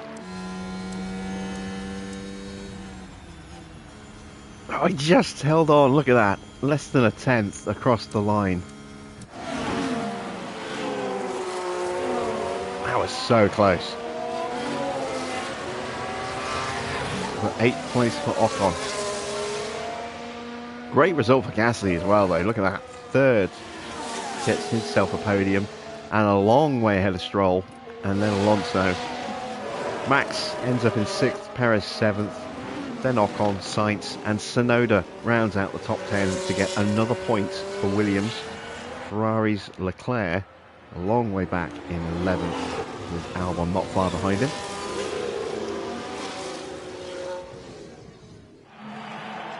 Wow, what a fantastic drive from Lewis Hamilton. What a brilliant race that was for the team. They just did everything right. The driver included, of course. It's hugs all round for the team. In fact, they all deserve a pat on the back as well for everything that they've achieved. And Lewis Hamilton takes to the podium once more, adding yet another trophy to his legacy. And that's excellent, seeing both the team's drivers up there on the podium together. And that picture right there brings together the podium finishers for the Qatar Grand Prix.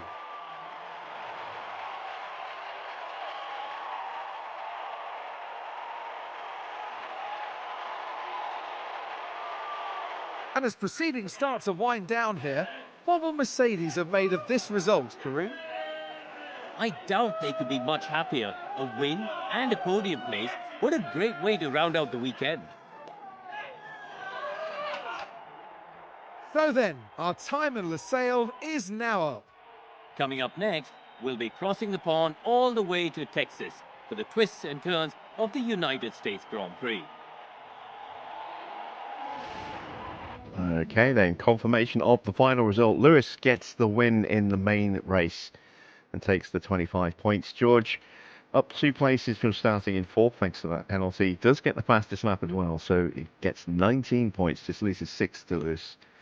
Gasly, what a great race for him, up 3 places, gets himself a podium. Stroll gains a place, Alonso gains 5 places. Some really good points for some of the smaller teams. And I mean, no disrespect when I say that. Outside of Red Bull and Mercedes, even Ferrari are not really a big team anymore at the moment, or at least not this season. Yeah, some really good points there for both Aston Martin and Alpine tonight. Disappointment for Red Bull. I really thought we were going to have a fight on our hands with Red Bull tonight, and they completely ruined their chances by colliding with each other on the second lap. So yeah, not a great afternoon for them. Ocon tried to hang on, but those tyres just couldn't keep going. He did manage to fend off Sainz just at the line. And there you see, it's actually less than we thought. It was only 29 thousandths of a second across the line. That is so close. And Tsunoda rounding out the top 10. There we see Leclerc with a decent recovery from 16th up to 11th, but still outside of the points. Decent race for Schumacher, having that penalty, starting him at the back of the grid. Gained 5 places. Ricciardo dropping 6 places. Not a good race for Ricciardo. But yeah, let's see what that does to the drivers' standings. And you see George 3 points clear of Lewis as we go into the remaining 5 Grand Prix. Still plenty of points on offer. It is going to be a fight all the way to the end of the season, but it's 9 wins in total for George now, and 2 sprint wins. 2 sprint wins and 5 race wins for Lewis. But as we said, Lewis has been more consistent with his point scoring, despite him having 2 DNFs to Russell's 1. And that's why they're just 3 points apart. Also, pretty close on the fastest laps as well. 7 for George, 8 for Lewis. So it's not like Lewis has monopolised the fastest laps. Max in 3rd place, gaining 13 points over the weekend. Perez gaining 12. Stroll jumps above Leclerc, who scored no points this weekend across the main or the sprint. And Stroll, gaining 16, jumps 2 points clear into 5th place. Decent points for Fernando, gets him into 121 points. Ocon on 115. Sainz gets closer to actually hitting triple digits on 92 points now after the 4 he picked up this weekend. Gasly, though, look at that. 18 points for Gasly puts him level on points with Carlos Sainz. The only reason he's not ahead is because Sainz has actually won a race, which is hard to imagine considering how far down the table he is. Norris stays in 11th. Yuki gets another point, and nobody else changes places in the standings. Let's take a look at the Constructors' Championship as well. So 59 points, a maximum points tally for Mercedes this weekend. We are now 313 points clear of Red Bull. We've got one hand on the Constructors' Championship. I'm not sure if it's mathematically possible still. Let's see, it's 59 points for a maximum on a sprint weekend. We've got 2 more of those, so that's 118 points. And then we've got 3 races with 44 points available. That's another 132. Yeah, that's it. We're the Constructors' Champions, I think. Fantastic. So we've got the Constructors' title, which is the one I really, really wanted this year. And now it's just to decide which of our 2 drivers is going to take the Drivers' Championship. Aston Martin pulling away significantly from Ferrari there. They're now 31 points clear of Ferrari. That's quite a big margin. And Alpine have closed the gap to Ferrari as well. We were talking about the possibility, if Ferrari keep failing to score, of Alpine catching and overhauling them, and Alpine are trying to make that a reality. It's looking very close there. And as we see, another point for Williams just gets them that little bit further away from Haas, who don't look like they're threatening the points at all for the rest of this season based on their current form. Let's take a look at the fastest pit stops. We had a 1.92 and a 1.96 to take the fastest two stops. Red Bull's Max Verstappen gets a 2.08. So once again, we are comfortably the fastest.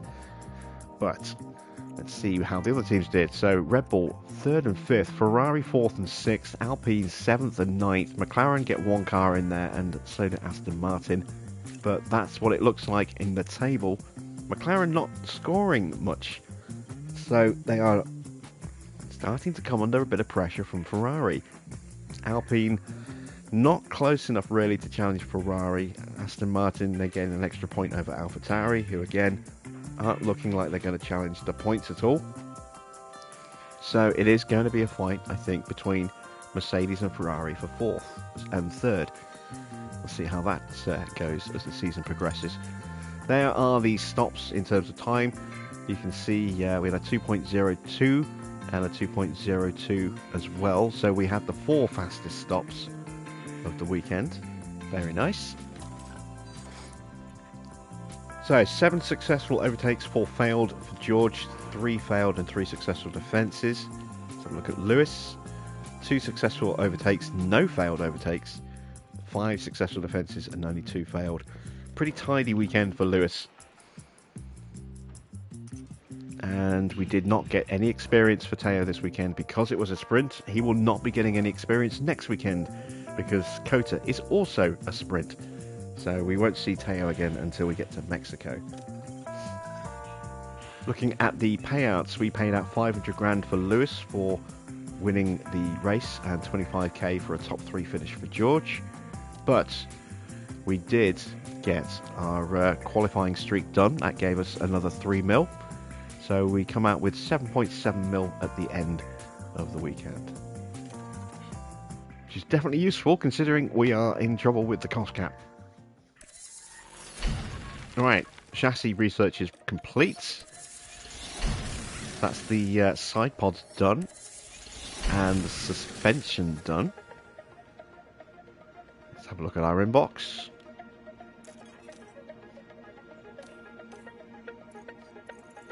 Oh, we've got parts failing. 2 front wings have failed and the rear wing as well. That's not good to see. Another warning about the cost cap. Chassis project is done. What have we got left in terms of projects? A rear wing and an underfloor, and that's it. We can't do any more because we can't afford to. Even manufacturing parts is going to be expensive because we have to emergency manufacture them now. How many front wings have I actually got left? Oh dear. I don't have any spare Mark IV front wings. I don't have any spare Mark III front wings, and I've only got 2 Mark II front wings, and they are a significant drop in downforce, dirty air, and brake cooling. Oh, that's not good. And we've lost a rear wing as well. How many of those have we got left? We haven't got any rear wings left either now. We would have to drop down to the previous spec, which is quite a drop. That's not good.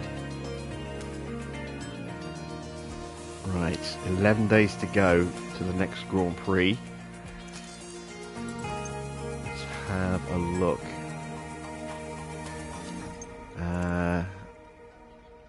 Let's go to my staff for a second. How many engineers have I actually got working right now? Okay, let's strip these projects right down. I should have done this as soon as I realised I couldn't do any more research, just to try and maybe see if that gives us a touch more expertise in those areas. I don't think it will. It's research rather than development. Well, maybe it will. I don't know. And we're going to fire the other 8 engineers. Just to save a little bit of money. There we go. Let's check in with the boards. Delighted with the results. They still have high confidence in us. We're still on course for the objectives. In fact, we pretty much, I think, mathematically won the constructors now. We have broken the cost cap by 3 million, and we will incur a fine. Not sure when we're going to get that fine, but we are going to get one. Let's take a quick look at facilities. The CFD simulator is now at 80%. I would like to do a full upgrade, but we might not have the money for it. That's close to needing an upgrade or a refurb. Everything else is okay. Team hub is okay. Race sim's okay. Operationally, memorabilia room could do with a bump. We'll leave that, I think. We will refurb the tour centre though, for the extra income.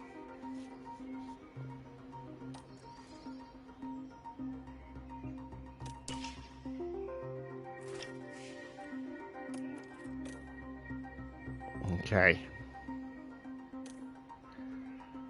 Another warning about the cost cap.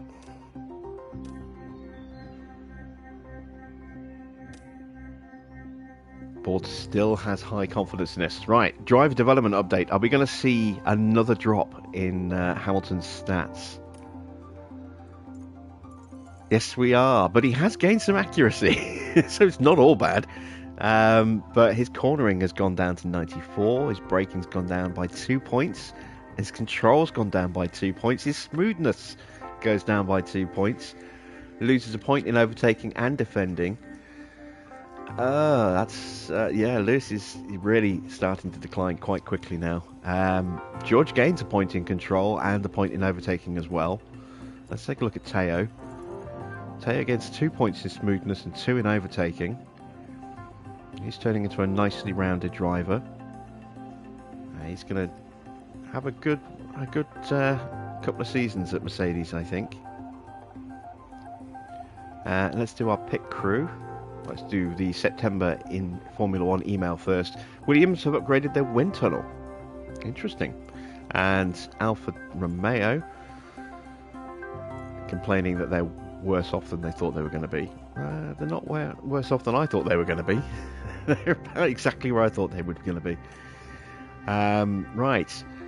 Our team are at the moment exhausted, so let's go to custom to clear that off. Let's look at giving them a bit of a break going into Kota, and then we'll do a little bit of training.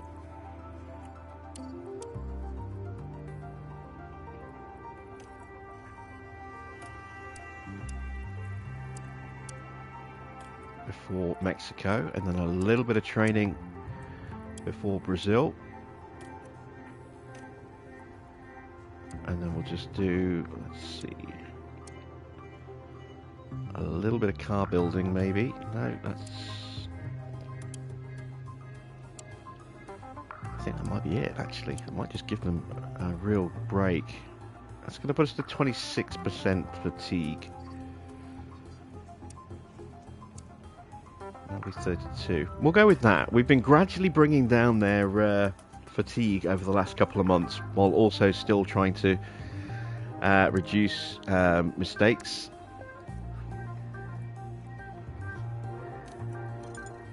So you can see on a cumulative there, we are going to have a slight increase in the chance of a mistake.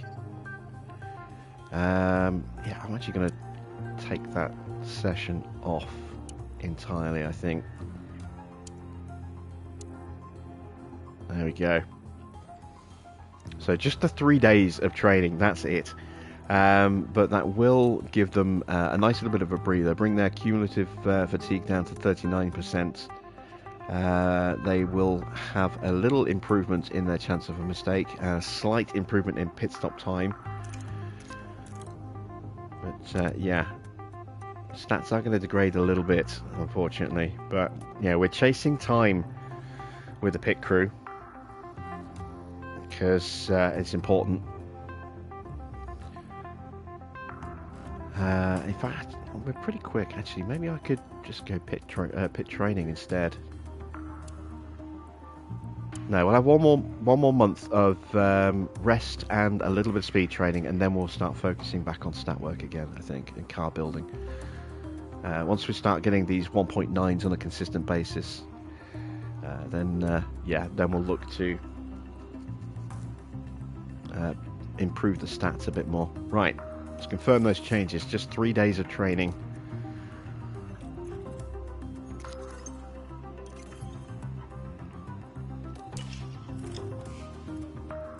Back to the inbox.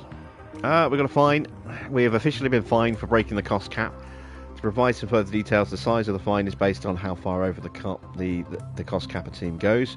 We will also receive a further fine every month that we continue to exceed the cost cap, which is unavoidable due to staff salaries and facility upkeep costs. A summary of the fine can be found below, and you'll see this cost reflected in our monthly finance reporting. So, in the end, we exceeded the cost cap by 2.1 mil, and so we have been fined 2.1 mil.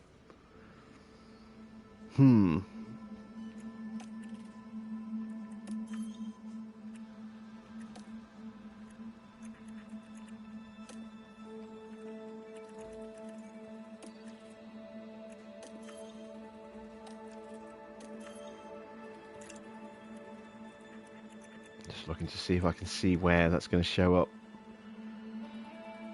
It's not under miscellaneous spending.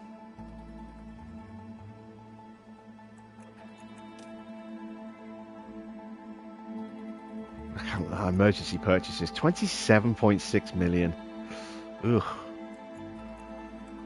All engine components count as an emergency purchase, so that's why it's so high.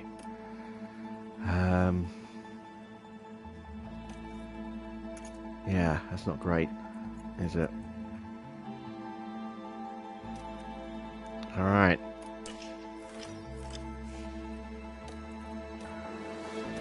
Low underfloor stock, yes, I know. I really don't want to have to spend any more emergency funds. But, you know, we may have to. I get the feeling we're going to lose an underfloor, at least one underfloor after this next race. We're going to have to start going on to older parts. There we go. That's the underfloor research project complete. And that is a refurb on the tour center, so that'll bring in a slight extra bit of cash. And the rear wing project is done, and that's it. We can't do anything else with our engineers, so we're going to bin off the last two, save a little bit more money. There we go.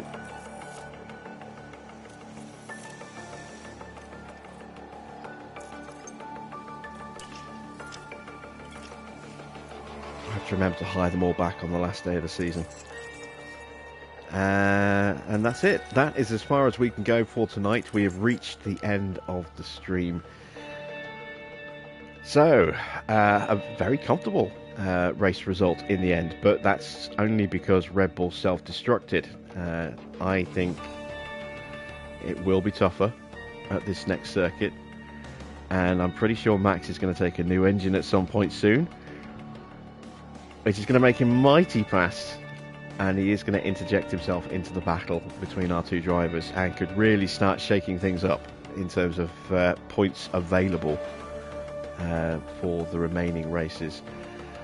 But yeah, a 1-2 in the sprint with George getting ahead of Lewis, and then a 1-2 in the race with the positions reversed. Very, very nice race weekend. We head to Kota next for a sprint. That will be on Monday. Tomorrow we'll be doing our Suzuka race replay and the Suzuka Showdown race event as well. There is still time to vote on that if you haven't done already. That poll will be up until about 9 o'clock p.m. tomorrow.